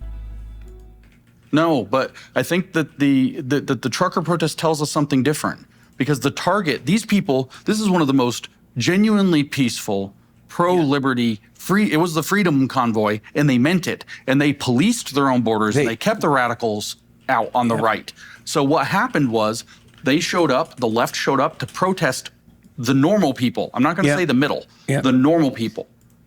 Everyday freedom-loving Canadians. And the excuse was there's a far right. Here's how much the Freedom Convoy has cost the U.S. and Canada. Traffic on the Ambassador Bridge, a critical North American trade route, reopened on Monday after a week-long blockade by truckers protesting vaccine mandates ended. But not before the protests likely inflicted hundreds of millions in economic damage. The so-called Freedom Convoy, which started in Ottawa more than 2 weeks ago and comprised roughly 8,000 participants at its height, created a blockade of key bridges and crossings between the U.S. and Canada, including the Ambassador Bridge, as well as daily demonstrations in the Canadian capital of Ottawa. The protests largely centered on objections to vaccine requirements for truckers crossing the U.S.-Canadian border, but came to include a protest against COVID regulations writ large. The bridge is North America's busiest trade link, connecting Detroit to Windsor and a vital artery for the auto industry. About 25% of the trade between the U.S. and Canada crossed this particular bridge, about $360 million of cargo daily, according to Reuters. The 7-day blockage, therefore, had wide-ranging consequences. The auto industry alone is facing losses as high as $988 million because of the blockades, given that there's an estimated $141 million worth of vehicles and auto parts flowing in and out daily, according to 2021 data from IHS Markit, a research firm.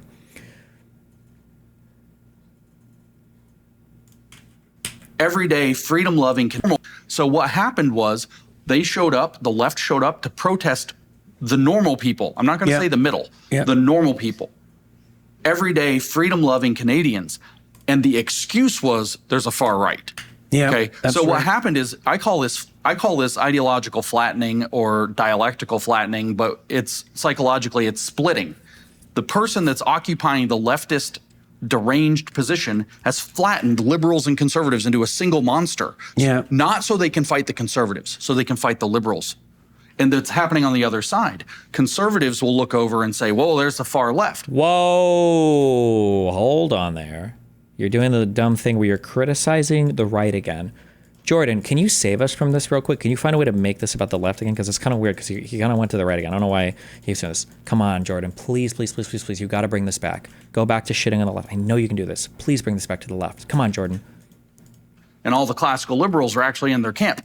And they've flattened them. It's the same splitting behavior. And again, so this is, again, an emphasis of this woke, or an exhibition of this woke right phenomenon of same energy, different direction, opposite directions in this case. And the idea is that they are attacking the middle through the proxy of the far opposite side. So I brought up Marcuse because he's also famous for Eros and Civilization and the sexual liberation. And we were talking about the pride and the queer theory. Well, those left-wing movements in the 60s all floated on a cloud of free love. That's right, they did. Okay. But look at the Pride Parade. Okay, so we need representation and visibility for gay people because there's a repressive society. That's the excuse. It's the far right that won't let anybody come out. So they come out. And is that where it stays? Is that what they're actually targeting? No. You have fetishes, you have all kinds of perversion, degeneracy. I mean, I don't want to even talk about what it is, explicitly, which is an advantage to queer theories. Nobody will say what it actually says. Because it's so gross. But what they were targeting were liberal societal norms, real societal norms, healthy, let's forget liberal, healthy, not degenerate societal norms about sex and sexuality. And the excuse was if you degenerate's the right word too, I think, because I think one of the hallmarks, because if you are a relativist, you might say, well, who are you to place modes of orienting yourself in the world in a hierarchy? Because you described some of them as degenerate. The reason that they're degenerate is because when they're employed, they degenerate. Yeah, sure, of course. So God, he's just so fucking smart. Oh my God. That they're degenerate is because when they're employed, they degenerate. Yeah, sure, of course. So they're games that violate their own principles as they play themselves out. Because I think one of the hallmarks, degenerate's the right word too, I think, because I think one of the hallmarks, because if you are a relativist, you might say, well, who are you to place? It's funny. This, I believe, would be a form of begging the question, right? So you're trying to figure out, what I mean when I say degenerate, because what, you're more a relativist? Well, let me help you there, buddy. A degenerate is somebody that engages in behavior that is degenerative because the behavior itself leads to degeneration. Did that help? Liberal? Well, no, because the question was, what does it mean to be degenerate? What are you degenerating into? Something that's degenerative, of course. Okay. modes of orienting yourself in the world in a hierarchy. Yeah, right? sure. Because you described some of them as degenerate. The reason that they're degenerate is because when they're employed, they degenerate. Yeah, sure, of course. So they're games that violate their own principles as they play themselves out. But there's nothing about a guy in fetish gear at a parade in front of children, for example, that's challenging the norms of a repressive sexual society that thinks that, it should be procreative, heterosexual sex only. That's an excuse. It's pretext. What they're after is the norms that hold regular society together. And my argument is that the woke right does the same thing. They have a cult of transgression too. They sometimes call it being based, but that's a completely bad word for what they're trying to describe, because based should mean based in reality, although the origin of the term is slang for being free-based on cocaine. So What the fuck? So they're out of their minds, right? It's just funny how this lines up. But what do they do? Okay, so the left has told us, the far left has told us, you can't be racist. Racist is worse. Everybody's a racist. And of course, they completely made degenerate the concept of racism, the word racism, the accusation, the sky is racist, going for a hike is racist. But they aren't trying to reclaim and say, okay, no, wait. Racism's bad. We don't want to be racist. And nobody should be racist. And the left completely ruined it. So we need to reclaim the term and have this healthy societal norm about discrimination and bigotry. What they're doing instead is saying it's time for us to be a little bit racist. The left said, don't be racist, so we're going to be really racist. And we're going to do it in order to beat your racism. To own the libs, as they sometimes phrase the thing, right? But really it's to reject woke culture is the pretext. They're not acting racist or blaming Jews for everything going wrong in society, or, getting further and further into the racial expression or the white racial consciousness or whatever, or the white supremacy or even white nationalism in order to challenge the left. No. They're doing it to challenge the center, the healthy core of society and its norms. So that's the target. It's a cult of transgression. Hold on. But they point in opposite directions. Left in some sense says, don't be racist. They say, I don't like this because it's kind of like he just said something that's like a little bit bad about the right.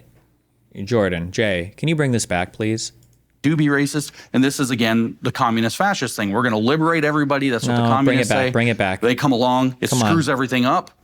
And, there's all this oppression in society. We're going to liberate people from oppression and everything's going to be utopia. He's going to get it. He's going to bring it back. He's going to bring it back. Don't worry. Okay. Defined primarily by full sexual liberation. Of course. Right. And there is. Okay. Hold on. No. It all goes to hell. Did he just cut him off? Jordan was about to bring it back to the left in sexual degeneration. Come on. Liberation. Of course. Right. And there is. Hold on. It all goes to hell. I can't believe it. And so then the right wakes up. Interrupted him. Wakes up, woke, and says, actually, I think the oppression's what was holding us together, so we should do more of it. And they create a hierarchy in society that's very rigid, again, with that Führer principle from the fascists. Because Mussolini had his lighter version of it, Hitler. God, the problem is that James is like so close to not even saying something correct, but almost so close to saying something profound. He has like the pieces there. Jordan is not a good person to have this conversation because he's a fucking retard. But there's something here of, in a way, the right is being reactionary against things that they see as the left. And the way that they're doing that is by embodying things like racism, because they're trying to hint at a thing that was better than where we're at right now, but they're misidentifying the things that were better. So people will think like, oh, the internet was so much better back when we were kids because it didn't have TikTok or whatever else. And, blah, and maybe that might be correct, maybe, but it also might have just been better because you were 16 years old. And the biggest worry that you had in life was whether or not you had a quiz tomorrow in English class, not whether or not you could afford to pay rent, or if that pain that you just got in your knee is like a new permanent fixture in your life, or dealing with dying parent, right? It could just be that there were a whole bunch of other things that were just like nice in life, because when you're a kid, you have no actual worries or fears. Maybe not, But he's so close to hinting at something profound, actual profound here, like something that would be an actual nice observation that could lead to a treasure trove of thought. But Peterson's just ready to rip it back to the degenerate lefties every single fucking time. Jesus. Concretized it for Nazi Germany in 1933, following Carl Schmitt's book, The Legal Basis for the Total State. They created the legal structure for this thing. But the idea was that there is a hierarchy that kept society on the rails, and we're going to go back to that hierarchy in extreme pastiche form And there's a reward structure socially for the people in the club to push the envelope and attack those normal, everyday societal norms in the center. So again, same energy, opposite direction. But the point is the transgression, which they call queering on the left. We don't have a word for it on the right. They call it being based, but that's not the same as transgress. But it's still transgression. And so same pathology for different reasons, same idea, like Marx said, you go all the way back to the state of nature, you're going to combine it with the end, so you're going to become the man, the alpha man, who's also the omega man, in other words, the alpha and the omega of humanity. So there's, you become God man, Homo Deus, as Harari named it in his book, Homo Deus. And then on the right, they don't go that far back. They don't go back to the state of nature. They're not interested in the state of nature. They're interested in the mythic past from which they've been dispossessed that never existed, a romantic vision of who they were at some golden era. Look, see, like he's actually really, and this actually does, like he's read stuff. Like this actually does tie into the Nazi stuff and everything else, and the Palestinians and the Israelis. Like everybody has to be in charge of manipulating history, because when you can manipulate history and present a false history in front of somebody, then you can harken back to a better time that you can convince people was actually real. But that better time wasn't actually real in the way that they remember it, or not because of the things that they think were making it better, like racism or whatever else, but that was an aspect of what it was like. It's like when you grow up and every car around you is a shitty car and they're all blue, and you've got a guy and he's like, remember when cars used to be good when we were growing up? And maybe the cars genuinely were better, but they were also all red. And you're like, we need to take these shitty blue cars and we need to paint them red, and things will be better like they were in the past. And maybe the red paint in the past actually sucked shit, and it was corrosive and it rotted and whatever the fuck, I don't know, whatever paint does, right? And so you get these people that are trying to harken back to a better society in the past, and maybe it was better, maybe it wasn't, maybe it actually wasn't better, but if it was better for different reasons that weren't related to the paint of the car. But that's the thing that you focus on. And the car paint, for the analogy here, would be the opting of a language and creating secondary meanings out of all the words, right? Like Lindsay's onto something that is like almost profound. It's very close to being a very interesting thing, and it's true for the Nazis too, right? The empire of Bismarck was so much more ambitious, and not really the way that they present it. Or for the Palestinians, we used to own all of this land as a strong Palestinian people, not really. Or the Israelis, we got along with everybody and we've been nice to everybody around us, like not really. It's like he's close, but then Peterson's here to fucking rip it all away. In the past that they've been ejected from, but they're still now the alienated outsider. They're still the alien force came in, dispossessed them from who they are, and now they're going to claim it back. And the way they're going to do it is by organizing a fascist structure as an answer to the degeneracy, a very rigid structure, and in a too rigid structure, an answer to the too rigid structure to make sense of what the perceived disorganization, right? And the book that we are so reading, of course, right? The fascist structure in response to the bohemian, lackadaisical lifestyle that lacked any real defining cultural aspects, like the great ancient, well, not ancient, I guess, in their time, but like of the generation before, right? Or in today's culture, right? The degenerating music and all this horrible stuff as compared to the wonderful stuff we had when all the musicians and singers were super straight and not degenerate in the 60s and 70s and 80s. The not rigid enough structure of communism. And then what they do is the exact same transgression against the center to build their own power out in their local little cult against the big game of society. They're attacking the game of society to build their numbers with the hope of being able to replace it in both cases. So this is why I call these people woke. It's not just that they've gone on cancel rampages and struggle sessions. It's not that they've put me through a relentless struggle session since September without stopping, or, doxed my family and everything else in their wrath. I said, James calls them all woke right, and they decide to prove me wrong by canceling me and struggling me and doxing my family and acting exactly like we all went through in 2015 when you stood up about the pronouns. And that's the thing, Jordan, back then, you stood up and you paid. That was ugly. And you were right. You saw that when they said you will use these literally transgressive pronouns. Or else. You said no. And it's like the world lost its mind on you. And it's, looking back, it's almost quaint, but it wasn't quaint to go through. But the thing is you were right. And then Peter and Helen and I did the grievance studies papers, and we were right. So we were right. And I see the same structures, the same patterns, the same behaviors, the same reactions, the same explanations with slight modifications. That's the difference between communism and fascism as modern archetypes. And what I see when you can think of those as modern era mythologies for how society is supposed to be organized. And I see the same thing. And the thing is, we were right then and we're right now. Yeah, I've been thinking. But Peterson is not at all. I don't know if James can perceive it. I wonder what else is operating here. Maybe there is something pathological. Just kidding. But like, I wonder what else is operating here that this is just such a great example of being able to intellectualize something, but something is not connecting because Peterson is not at all, not even 1% along for the ride on this. It's why he keeps trying to revert the subject back to talking about the leftists or the degenerate wokies or something else. He doesn't want to go down this road at all with them. That's why he said no names. Okay, no names. I'm curious if Peterson is about to hijack this to talking about the left again, that he won't engage at all on this. Let's find out. I see the same thing. And the thing is, we were right then and we're right now. Yeah, I've been thinking about it as the hijacking of belief, right? That's a nice because phrase. it's a parasite. Yeah, yeah. And that hijacking of belief is this, just to take it all the way back to the Gnostic thing, that's what the Gnostic cults did before Irenaeus put them down. And then, Augustine comes along and mentions them all and says there have been 84 heresies or whatever up to this point by the 4th century. The Gnostic. But hasn't Jordan called out the woke right before as well? A couple podcasts ago we talked about the Nazis and stuff online. He'll only call it out insofar as the Jews or the Nazi shit. That's it. But he won't go. But in my opinion, just from what I've seen online recently of James Lindsay is he's almost like an in-between. Oh my God, actually, these guys should actually have a conversation. James Lindsay is like an in-between between Richard Hanania and I don't actually want to put Jordan Peterson out here at all because this guy's a fucking loser. But he's like in between. He's closer to Richard Hanania right now, I think, than Jordan Peterson. Peterson is not really calling out MAGA at all. In fact, I don't even know if Jordan Peterson is willing to call it the woke right or call it like a toxic element of MAGA. It's like he wants to view it as something different. Like that can't be MAGA. It's almost like a no true Scotsman thing, right? Look at all these MAGA guys that are Nazis. No, that can't be MAGA. They're Nazis. Huh.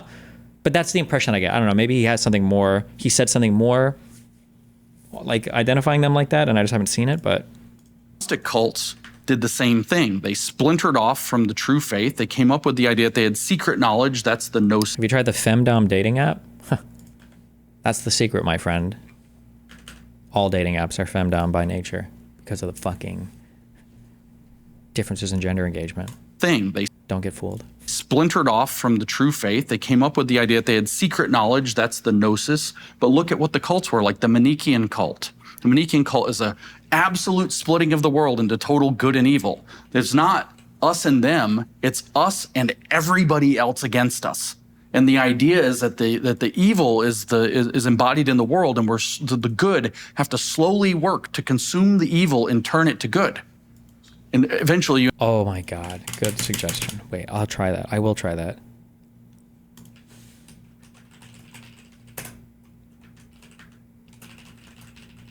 A combo between me, Richard, and James Lindsay. I think it'd actually be really interesting.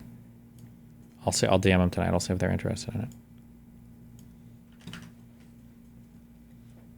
you end up with all good. But this Manichaean battle between good and evil is what Marx codifies on the first page of the Communist Manifesto when he says that in a word, what he's talking about, the entirety of the story of history is oppressor versus oppressed. Mm-hmm.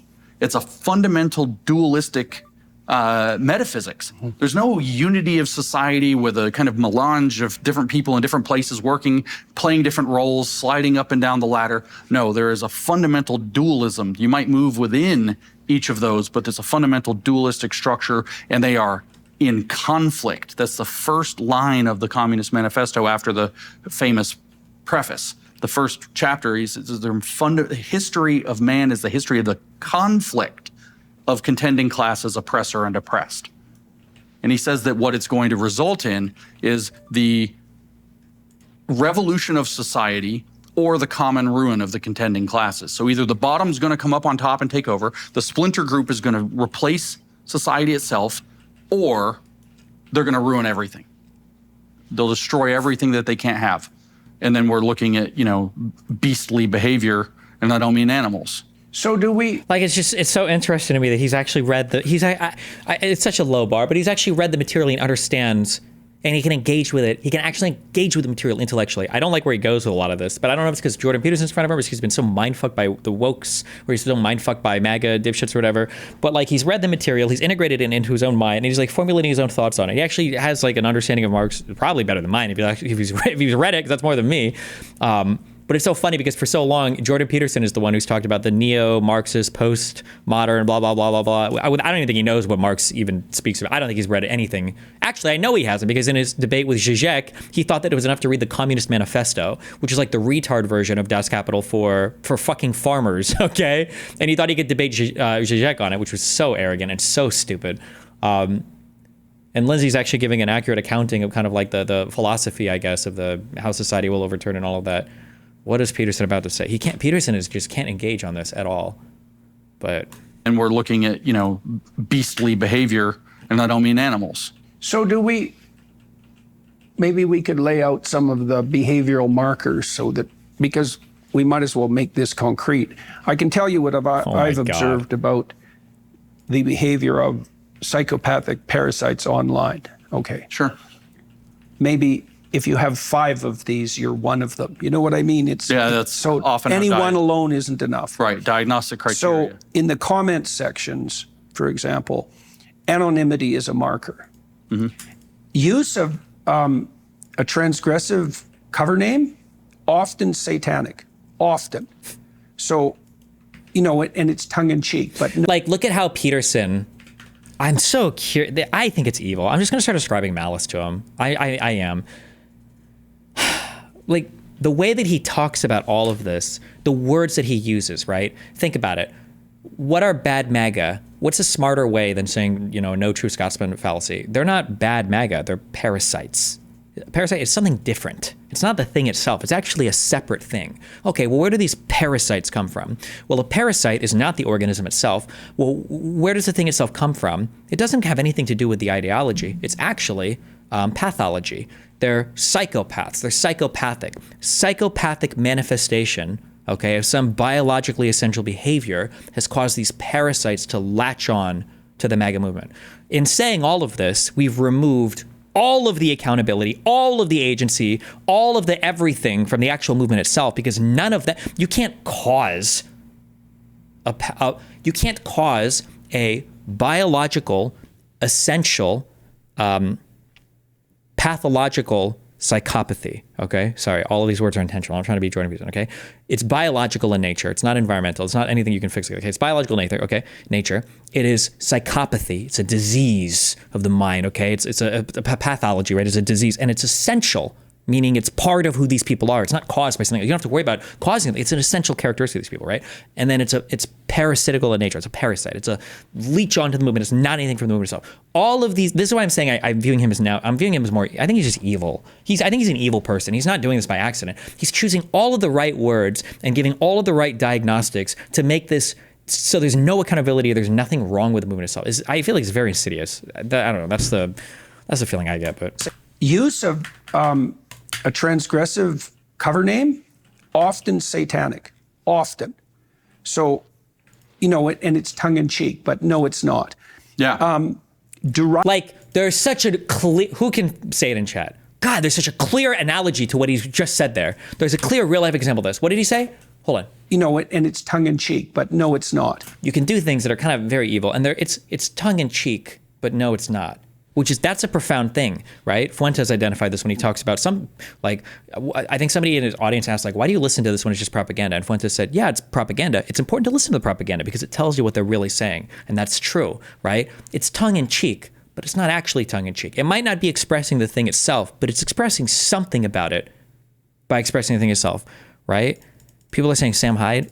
I would say a really great example, the real life analogy here is the Elon Musk Nazi salute. I don't think Elon Musk is a Nazi. I truly don't. I don't know if he has any alt-right or neo-Nazi-ish beliefs. And I do think that was a joke. It was a joke, but it wasn't a joke. He was signaling, right? It was a joke, but not really. It was tongue-in-cheek, but not really, right? That's a perfect comparison to what he's talking about here. But of course, they would never bring that up here. But often. So same with Kanye? No, not the same with Kanye. Kanye is mentally ill. That's a different thing. Kanye is actually crazy. And it's tongue-in-cheek, but no, it's not. Yeah. derisive language, right? So that would be language indicative of Derisive language. Donald Trump is the nickname president, literally. Nobody fits this better than Donald Trump. Derisive. Nobody fits it better than Donald Trump. contempt. Yeah. Contempt's a really toxic emotion, contempt and disgust. Hitler used disgust language to characterize the Jews, not fear language. That's right. And you destroy things you're disgusted by. That's right. You stay away from things you're afraid It says in Mein Kampf that early in the book, in the second chapter, that one of the best moments, he doesn't say it's the best moment of my life, but he realizes, and it's clear that he's very happy about it, was the moment when he realized that the Jew is not a German and the German is not a Jew. Right. That's disgust. Right, absolutely, absolutely. They use derisive and contemptuous, what do you call it? This is just, the Trump admin is riddled with this. How do you have this conversation without bringing any of that up? The people of the shithole countries, the immigrants are poisoning the blood of the nation. Or what was that? There was some unhinged quote about immigrants. Like, how do we not bring this up? They're immigrants, they're not Americans. They're asylum seekers, they're not immigrants. They're not like us. I don't understand how you can make it through this convo without. Call those. LOL is a good example. Oh, yeah, dismissive kind of. What do you call those? LOL is a good example. Oh, yeah, dismissive that's kind the of. example we're going with. My bad. Acronyms. Yeah, acronyms. Okay. Now, there's lulz culture online. Yes, of course. I do it for the lulz. That's a hallmark of sadism. Now, those people who do those things, so those are 4 or 5 things: anonymity, pathological nom de plume, derisive language, and then the use of these contemptuous and cool acronyms. Belittling, they use the word dude. That's a real good marker. Yeah. Dude. Or they'll use a derisive nickname to kind of equalize the playing field. Yeah. I'm Jimmy a lot. You're Jimmy. Yeah. Yeah, right. Diminutive. They'll use a diminutive. Jimmy. Like, seriously? The diminutive nicknames? Come on. It has to be intentional. It has to be intentional. Seriously? We're not going to bring up who does this more than anybody else? Really? Concepts instead of conceptual, James. Right. That started on the left, and now the right uses it. Right. Yeah. So those are markers. What else have I seen? An insane rise in explicit anti-Semitism. And that's been going on for about 5 years, and it's worse Nazi, all the time. And Nazi apology. Yeah, well, that's which starting isn't to just the creep in apology, now. too. Yeah. It's God, and it's so boring because the anti-Semitism is actually so much more insidious on the left right now. The mainstream right, they're just too old. Dude, fucking Donald Trump is the most Israeli simp president in the fucking universe, okay? Jesus Christ. This guy would let fucking Netanyahu bend over his wife if he asked, okay? God, fuck. And now they're on the, oh my God, it's so cringe. Years, and it's worse all the time. And Nazi apology. Yeah, well, that's which starting isn't to just the creep in apology, now. too. Yeah. It's the transgression. It's Like, how can you talk about Nazi apology without bringing up Ian Carroll, without bringing up Douglas Murray on Joe Rogan with Dave Smith, without bringing up Tucker Carlson entertaining all of the Nazi, without bringing up Candace Owens? How can Candace Owens leaving the Daily Wire? How can you not bring any of this up? We're just going to hearken to random Twitter trolls? Really? How is that possible? It's to post the meme, sometimes meant to be funny, so you have plausible deniability or the other social functions of humor. Joking with plausible deniability. It would be funny if I ran for a 3rd term, wouldn't it? How does none of you are in a target-rich environment when it comes to examples. This administration, the last 3 months, are littered with perfect plug-in examples here, and none of them come up. None of them come up. Come into play, but they'll post the meme of Hitler. Why? Because you're not supposed to. Yeah. That's why. So you have norms of decency around different things. And one of those norms in, again, mainstream healthy society has been that we're not going to valorize Nazis. We're not going to lionize these guys. And you have, I'm not talking about the historians or whatever. Oh my God, and he's too scared because he doesn't want to insult Jordan Peterson here. So now he gives the out to Daryl Cooper. Now he gives the out to Ian Carroll. Now he gives the out to these guys. Oh, I'm not talking about those guys. Oh my God, dude. How do you bring this up right now? These were mainstream international conversations about platforming these historical revisionists, and now we're not going to say the names at all? We're not going to lionize these guys. And you have, I'm not talking about the historians or whatever else that are coming out and rehashing David Irving or any of that. I'm talking about these, to use the word that's on the internet, shit posters. Yeah. Oh my God. You know what I thought, sorry. No, James is impressed me with the conversation, but I realize what we're hearing now. This is two grown men recounting their trauma of dealing with groypers. That's all this actually is. My bad. It took me a while to realize it. That's what this is. This is two grown men who got trolled the fuck out by groypers, and now we're listening to them processing their trauma about it. Okay. These, to use the word that's on the internet, shit posters. Yeah. Who come and post pictures of Hitler with a smile on his face, or they're translating his speeches into English and clipping out parts where he's rousing Germany to a cheerful future. Oh, he just loves his country. That's one of the messages they put. They love it. I'm sorry. Read Mein Kampf. Actually read it. He's utterly clear about the point of his state is to preserve the race, and the biggest pollution of the race, to preserve it against pollution of inferior races, and the most inferior race is the Jews.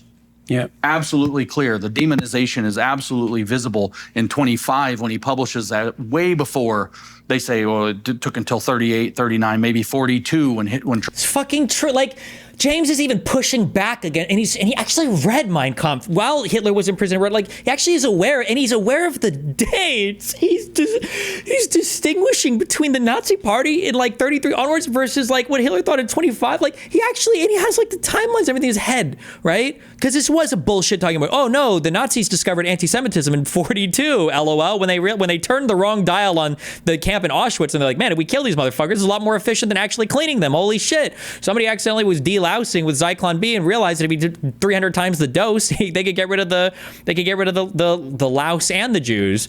But no, he's aware of that. And he's even countering that narrative, whether intentional or not. No, he didn't discover it wasn't a convenient thing. Hitler was a deeply anti-Semitic man, post 1917, deeply anti-Semitic. It's true. Way before they say, well, it took until 38, 39, maybe 42 when Churchill got involved. That's when they had to really start hating the Jews. And that current is all the way back to the beginning. So this shit posting problem. So that's part of the enabling of the psychopaths by the free social media platforms, right? By the costless social media platforms. Do you have any sense? So we're working out ways to identify people. Swarm behavior, by the way, is another one. Another marker. So you'll get one of these derisive replies, and within minutes it'll get 600 likes on it. You don't know how that happened. From an account with 30 followers, and your reply somehow gets 600 likes in a minute or 2 minutes, and then everybody piles like on. A biblical plague of locusts. And then they jump in on you and say you got ratioed. Of course, a lot of it's bots that people bought. Yeah. But what they do is they say, my comment was more popular than your comment, therefore you're not very interesting, and we're very interesting, so we're ascendant. And by the way, that's psychologically really impactful if you don't know what's going on. Yes, definitely. You feel like the crowd. Fucking the groypers have traumatized these two men. Oh no. Jesus. I feel like I'm listening to Hassan talk about me right now. They tell me this all the time. We're all laughing at you. We're all laughing at you. We're all laughing at you. Yeah, right. It's very sophisticated psychological torment. Okay. Unfortunately for my antagonists. Hallmark of sadism. I understand the game, and therefore... Does it affect you? Only when I'm not prepared for the pathway by which it comes. When I'm aware of it, no. But not at all, except maybe to encourage me. Somebody put up a meme of me the other day, and it shows like a guy building a castle standing inside the wall, a big giant guy, and it's me. And there's all these people throwing rocks, and it says on the meme, it says, James when his haters throw rocks at him, and I'm building a castle out of all the stones they throw at me. And so no, not so much, except they can catch you off guard. They can catch you off guard. And what catches you off guard the most, and this is the power of the struggle session, what'll catch you off guard the most is when one of your friends buys it. They see it and they go with the people that are haranguing you. That's when it'll get... Like dude, I'm actually so triggered. I'm glad I listened to this. James he's actually so close to piecing together so much good stuff, right? Do trolls bother you? No, of course not. Actually, I've given this exact same speech when it came to why I was so open to kind of like trolls and trolling in like 2011, 2012, and then why the character of it changed. And the explanation I would give in the past is trolling in your community was funny because when you trolled, it was especially funny because 99% of people knew it was a troll. 1% of dipshits would wonder, and I think it's true. It was a little different. Like on Reddit, stuff would get posted, or like the DJ SP2 forums or 4chan or whatever. Because like sometimes people would post trolls, and like 20% of people wouldn't actually know that it was a troll. But then like as the internet became larger, as these forums became larger, social media became larger, and as bad actors showed up, well, now you entered an area where a troll would be in a community would be funny, and like everybody knew it was a troll there. But once it escaped your community, all of a sudden like 95% of people are taking things very seriously. And now you're in this weird world where you step outside and somebody confronts you. Like I still get comments that I guess this is an inconsequential thing, but like people meet me in real life and like, oh my God, you're way taller than I thought you'd be. And I'm like, I'm 5'8". What do you mean? It's like, oh, I thought you'd be like 4 foot nothing. And it's like, do you think I was an actual fucking dwarf? And this isn't even like that insidious of like a lie. It's like, wait, what do you mean? Like, I'll meet girls that are like fucking 5'0", and it's like, oh, I didn't know you'd be taller than me. It's like, what? How do you even think that? Right? And then this extends obviously all the way to claims of like rape or political ideology, like, oh, this guy's a Nazi or this guy's a racist or whatever. And yeah, it's not, when a random person online is saying it, that's not the issue. The problem is are people in your life going to start believing it? Or are people that you know that should have a better opinion of you or that you trust to have good opinions of you, are they getting information that's hard to combat? And this is true. This is where it gets scary. And this also maps on, by the way, to bot behavior and bot amplification behavior. The issue isn't that bots are saying a thing online. The issue is that when bots say a thing online, ordinary people can see it and then they'll start carrying the same message, right? It's like a push on a swing. Like this is a real problem that he's identified. Get you. That's when it'll affect you. So the proliferation of this kind of pathology seems to be linked to... Another characteristic is the attempt to get people to distance themselves from you. Yep. I face that. The isolation. True. Yep. Very frequently. Right. You want to get away from him. He's contaminated. Yeah, well, that's discussed terminology That's right. again, right? You're That's the right. carrier of something pathological. That's right. Yeah. So the social media platforms, so Musk's perspective, and Rogan's to some degree too, mine for that matter, is that the best antiseptic... Don't do it. And then he goes back to oh my God. I think Peterson, has the largest gap between, I don't even know if verbal IQ is a real thing, but if it is, he has the largest gap between verbal IQ and like actual intellectual IQ or G or whatever the fuck that I've ever heard in my entire life. I think he has the most verbose vocabulary in terms of like, what is he actually saying profound? Because post 2017, 2018, I don't think I've heard a single profound thing from Peterson. He used to say a lot of stuff that was actually profound. When I say profound, I don't mean like, oh, that's right. I mean things that's like, oh, that actually makes me think. It's insightful. He's about to do the sunlight is the best disinfectant, like the level 1 engagement meme. Rogan's to some degree too, mine for that matter, is that the best antiseptic is sunlight. But James is going to fight against this because James is smarter than Peterson. Peterson shouldn't even be in this conversation. He doesn't deserve to be in this conversation because he can't even hang in this conversation. James is going to counter this because he knows this is bullshit. He knows it's bullshit. I'm sorry. that matter is that the best antiseptic is sunlight. But there might be a flaw in that reasoning, and maybe you can help me think it through. Oh, Peterson realizes this is a stupid fucking answer. That's good, at least. He's thought for at least 2 seconds about this topic. When I'm sitting across from you, I bear the weight of my words, right? It's going to have an impact on the net, but it's also going to impact the relationship I have with you. And so I'm constrained or regulated. I'm regulated in my utterances by consequences. And so there's never been a time, really, where free speech existed without reputational weight. Now, maybe pamphleteering and that sort of thing, but that's trivial compared to what we have now. Right. I mean, how many people can you get your pamphlet to? And what sort of effect is that going to have? That was back in the time of writing, but now your pathology can multiply virtually without end.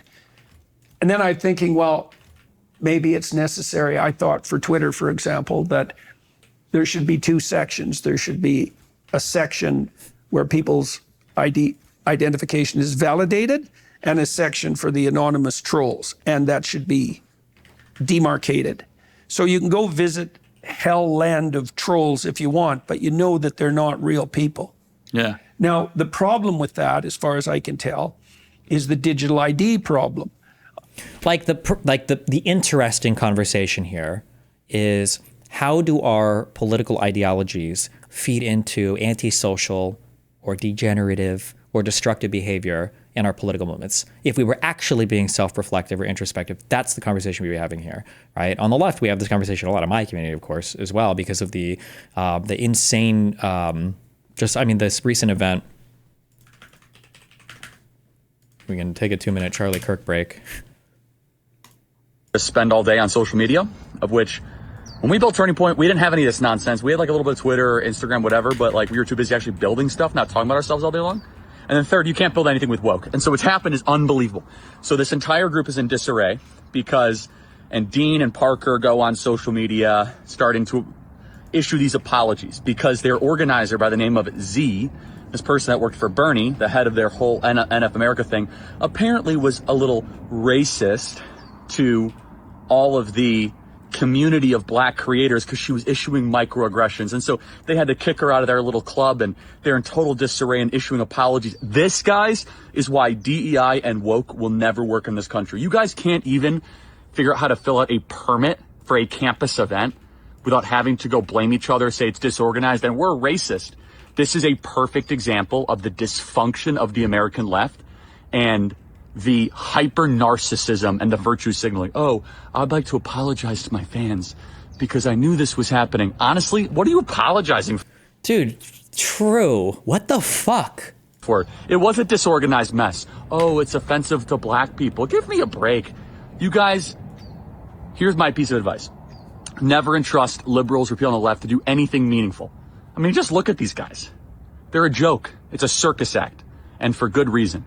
And so while Turning Point USA is thriving, raising more money than ever, 400,000 donors, more employees, over 1,000 plus staff, our events are unbelievably big, and we have many more coming up. Huge summer events, thousands and thousands of people coming. They can't even figure out what is racist and what's not racist, and they're fighting over the simplest, dumbest things imaginable. It's a great example how conservatives get stuff done. They are, and the thing is too, the most frustrating thing for all of this is if that event would have been an actual clusterfuck, then it'd be like, whatever. But it wasn't. Like, my understanding, assuming people aren't lying about all the numbers or anything, that event was unbelievably successful. They raised a decent amount of money off of it. Supposedly, Parker, I think, or Dean, one of these, or maybe both of them, were literally posting their most successful clips in the history of their entire channel. Is it Parker or Dean? Dude, these guys are both literally coded as the exact same people in my head.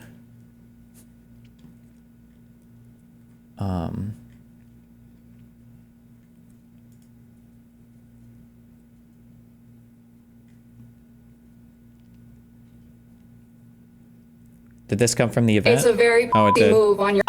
We don't go to college, but apparently neither does a guy trying to. Maybe purposely ignoring. Like this, it was so successful, and this was like literally their first go at this, and for this to fall apart for just the most retarded reasons. Are you serious, dude?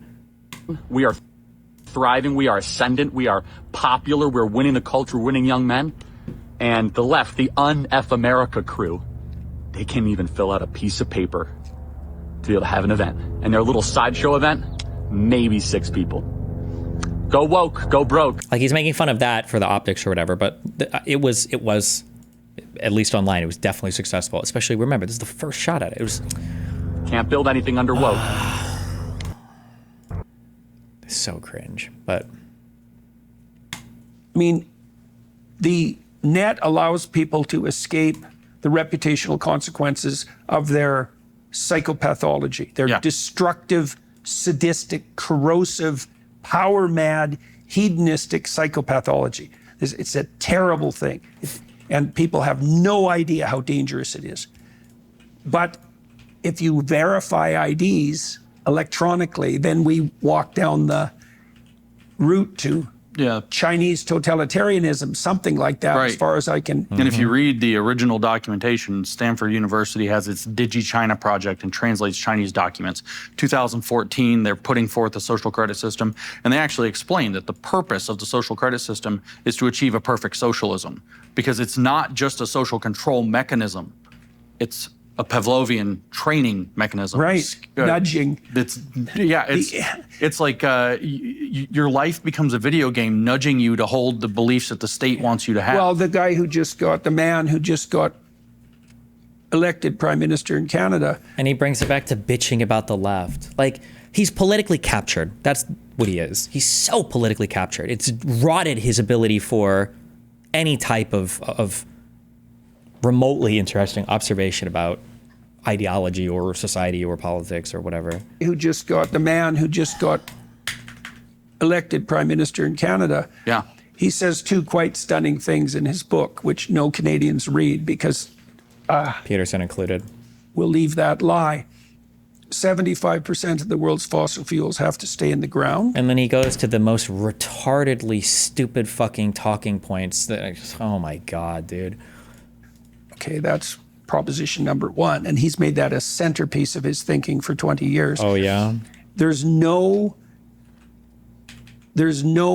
priority guiding every financial decision by every individual and every corporation that should be prioritized higher than decarbonization. That means every single thing, and then he says, of course, there'll be losers in consequence of that, but it's a price we're willing to pay. We have to pay the sacrifice of others. So this is a man who thinks that net zero is the proper game, and that if you were a moral actor, decarbonization would be your God. Yeah. Right? It would regulate every single one of your decisions. Well, out of that comes the kind of Luciferian pathocracy that you described. It's like, you've seen this already. There's edges appearing. There's credit cards, they were issued in Australia, that track your carbon footprint. Yeah. Right. And at the moment, you're still allowed to spend on whatever you want, regardless of your, at the moment. That's exactly right. And once you're fully trackable, well, then we know what'll happen. You know exactly what happened. That's over, guys. Yeah. You'll be nudged in whatever direction That's right. benefits the power mad Luciferians. That's exactly what'll happen. Fucking Not kill me, just dude. social control, it is social training. It is operant conditioning. I was looking for the word. It's operant conditioning in its most sophisticated form, especially when equipped with the technologies of AI. That's right. That's for sure, because the AI systems trained on your purchasing behavior, for example, will be able to predict your likely behavior with a stellar degree of accuracy. That's right. Right. I mean, the advertisements that you're fed already do that to some degree. That's right.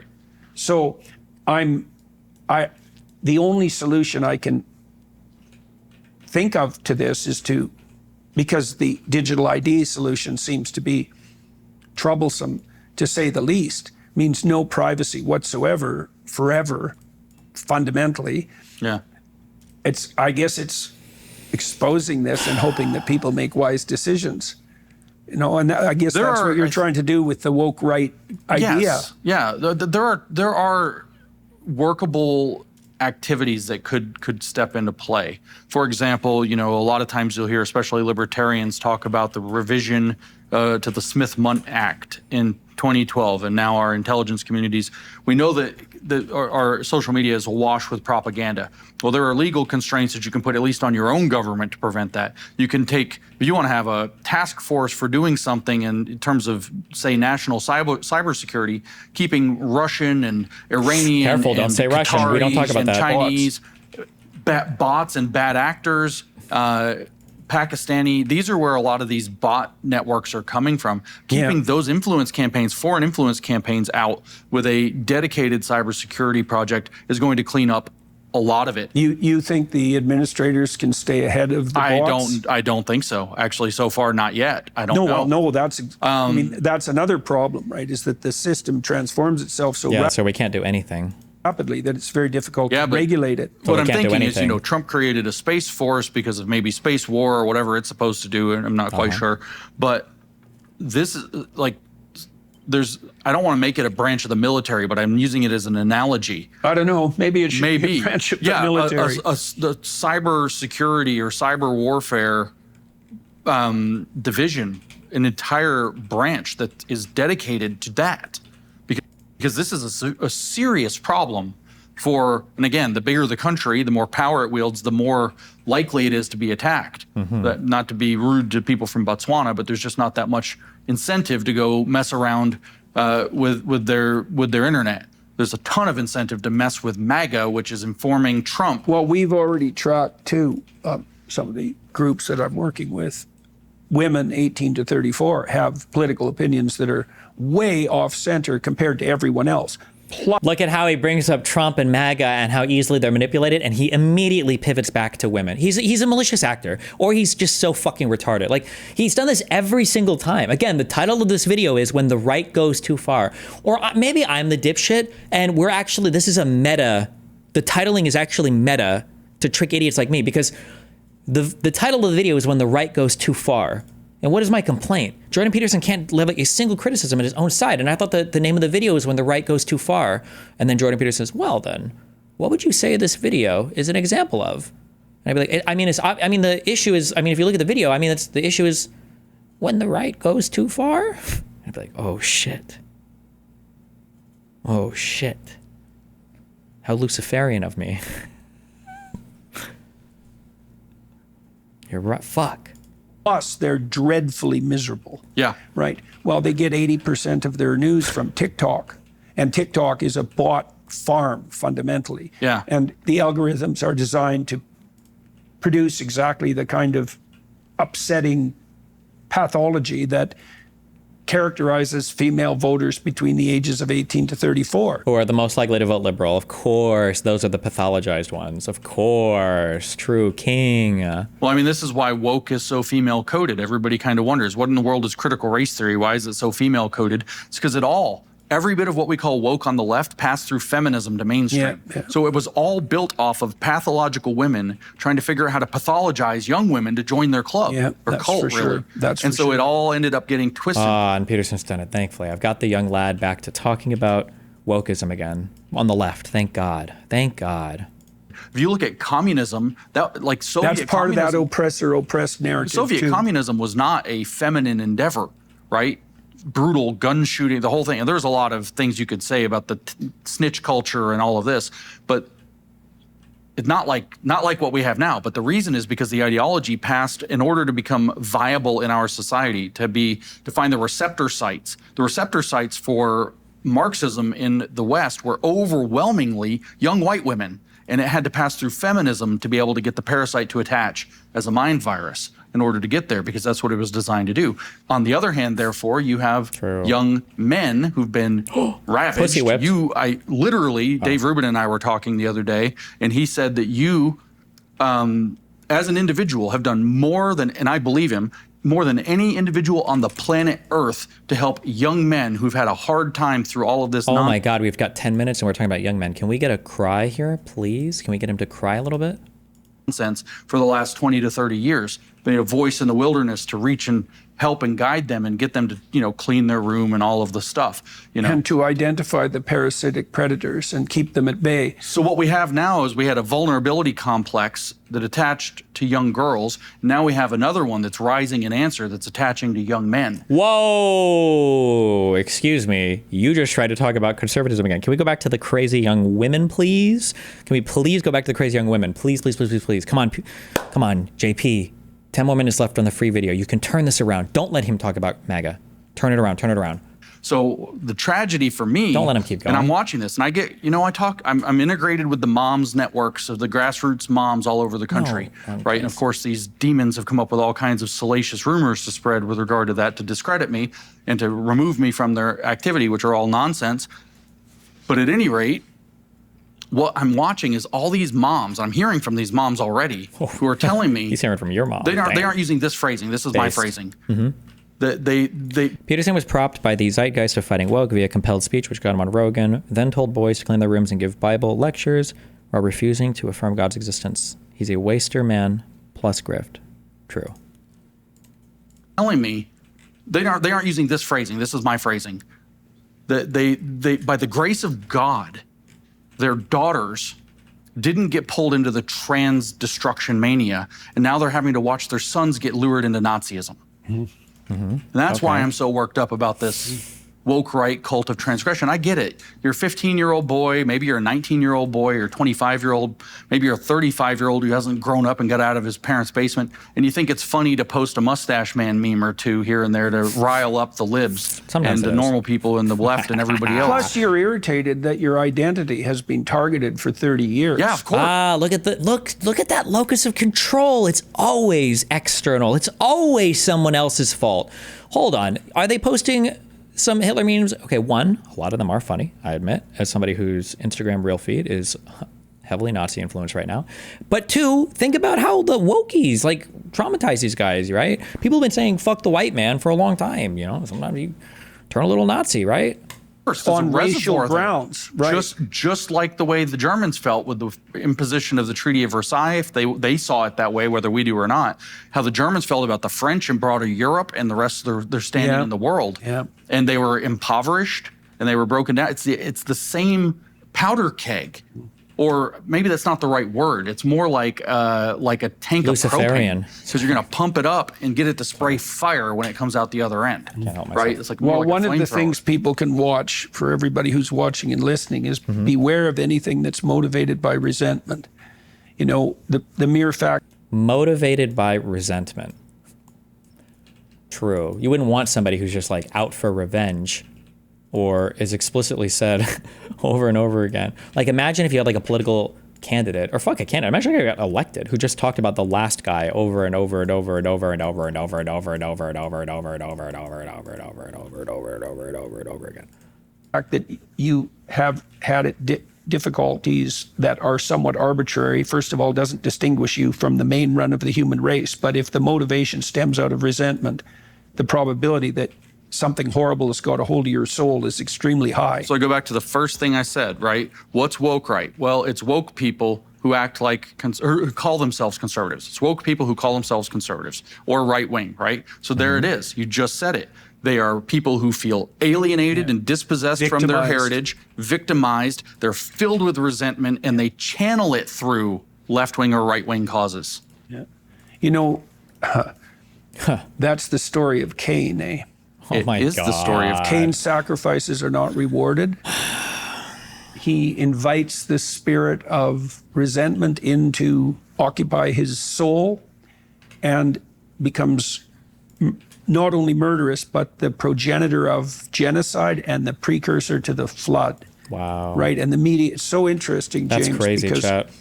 So Cain's sacrifices are rejected, and it's a little ambiguous as to why. Oh, yeah? And then he goes to complain to God. And God says, he says, you think you're miserable because you're failing. Thank God we were able to take this back to some boring ass bullshit. Thank God for that. Thank you, God. Thank you. It's like, you're not. There's lots of things you could do about failing. If you did well, you would be accepted, right? What you've done is you have allowed something terribly tempting that crouched on your doorstep to enter your house and have its way with you. And that's why you're bitter, resentful, and murderous. It has nothing to do with your failure. It's this additional variable, which is because the thing is, everyone, in a sense, this is true of heroes in mythology, everyone starts out lowly. Everyone starts out dispossessed. Everyone starts out oppressed, right? And there's angles of your identity that you can construe as oppressor-oppressed narrative. Sorry, the reason why I get so upset about the biblical analogies, okay, is the Bible usually speaks so highly of Jesus and stuff, and I'm so Luciferian in nature that it's just like, I just, like, Jesus, there's so much glorifying of Jesus and everything else. Like, can we get some Satan in here, you know? With no problem. If you decide that you've been treated unfairly and now you have a right to resentment and revenge, then you're the monster that breeds genocide. Yeah, and so what does Cain do? He's rejecting the system that he has to succeed in order to be rewarded. Yeah. He's rejecting, so there's a system out there. Luciferian. And so what does he do, though? He goes and kills his brother. Like, it has to be a troll, right? Like, it's got to be a troll. This is like the, what were they all saying in liberal media? Apoplectic or whatever? Apoplectic? There's some word. It's got this. How many times he said Luciferian in this fucking podcast? It's got to be like 20 times. Not exaggerating. Like, it's got to be like 15 or 20 times. I don't know. Maybe I am. Hold on. Control F. Luciferian. What is that? Is it 14? Well, no, hold on. Lucifer. Okay, I did exaggerate, I guess. My bad. 8 times. I bet it's in there more, but it's... Oh, fuck. 7 times. I bet it's in there more. It's just not getting caught by the auto speech thing. Destiny's talking about my supple senpai, my beautiful boba baby, and sweet prince, my summer day and winter's night. Please follow me into the kawaii cherry blossoms and be my pokey pappy and anime heartthrob. Okay, dude. He goes and murders His the successful successful guy. brother. His successful Yeah, brother. He goes exactly. so it's exactly the same thing. A lot of these guys that are pushing the woke right stuff, and there's nothing wrong with a new character coming on the scene. Every one of us was a new character. You were doing great work, obviously, and you have a body of work extending well before that as a professional. But then you spoke up in 2015 about that horrific pronouns bill, and you sort of became a different monster, a public intellectual. It's a curse word, I think, but you know what I mean. And this, my favorite moment ever. I was skeptical of you until I watched you talk to Kathy Newman, and then I watched you do the most effective. You should have been skeptical of me to begin with. The most effective judo I've ever seen in a discussion in my entire life. And I said, I watched that I was gonna tell everybody how you were wrong. And I watched it, and you impressed me, and I was like, I have to like him now. And so, how annoying is that? isn't it? Yeah. Sure. No, and I think that's a thing. I was excited to start learning as opposed to being annoyed and resentful. I'm like, oh, well, I was wrong about this guy. Move on. Right. But a lot of these fellas that are pushing the woke right stuff appeared in the anger and in the repression is the word of 2020, more 2021. They don't have a body of work extending before that. They just kind of came out of the ground. And good, I get it. There was a lot going on. There were people making great commentary about liberty regarding the COVID policies. There are people making great commentary about the obviously critical race theory, cultural revolution running amok, and the queer theory later. So I'm very grateful to everybody who came along. But these people that have a longer perspective and a deeper body of work, it's hard because that's a crucial. So that touches on Douglas's point too, is that to not throw the baby out with the bathwater. That's right. I mean, one of the things institutions are corrupt, but due diligence matters. Right. What has this person who's saying these things done, and to whose benefit is what they're saying? So you have these pretenders. I think this is, maybe we can end with this at this section. I think what we'll do, maybe on the Daily Wire side, is talk about the anti-Semitic trope, but I'd like to introduce that for a bit. I don't understand it exactly. I don't understand why the woke right, for example, is particularly capitalizing on anti-Semitism. Do you just think that that's a particularly daring and attention-seeking transgression? Are they proclaiming that? No, there's more. They'll violate something sacred because that's how brave they are? This is a yes and. A yes and. Okay. Tell us. Yes, it's this transgressive. Also, they know good and damn well that there are certain transgressions you can't come home from.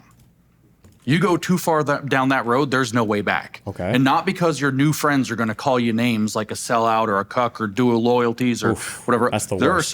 There are certain lines you go down and you don't get to come back. Okay. And they know that. So they get to trap people there. But this, I believe, and we will probably or possibly disagree on this, I think that there are particular malevolent actors that are pushing this who have grander designs than getting clicks, getting an audience, satisfying their own narcissistic urges, transgressing boundaries. I think that and it makes total sense if I were to say China's supporting all of it, and if I had evidence, you'd believe Iran. me.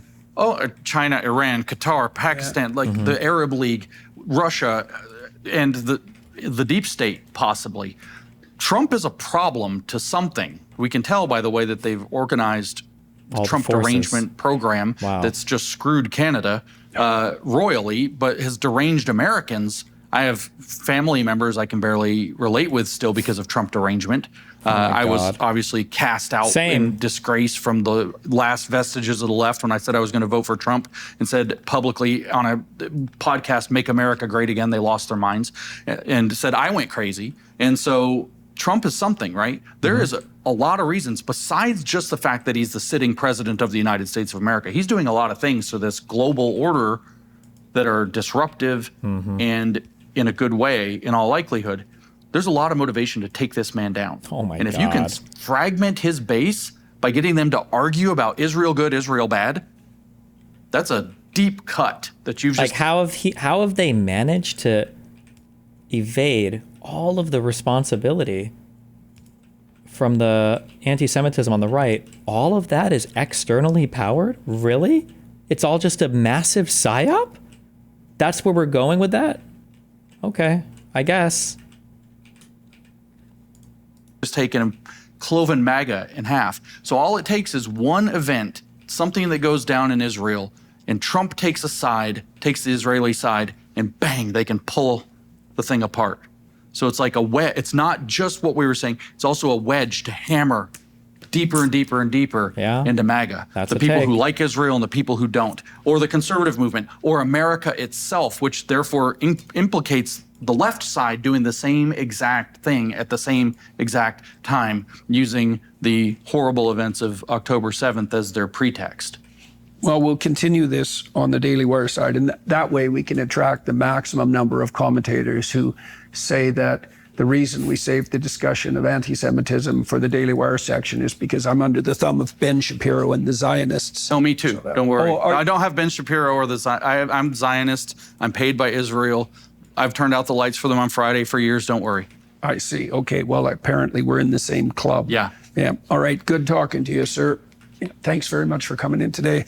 Thank you to all of you who are watching and listening, and to the film crew here in Scottsdale for making this completely preposterous conversation possible and helping us broadcast the word to be awake and be careful who you're listening to and why you're listening and what spirit possesses you while you're listening. And beware of resentment, boys and girls. That everyone in hell is resentful.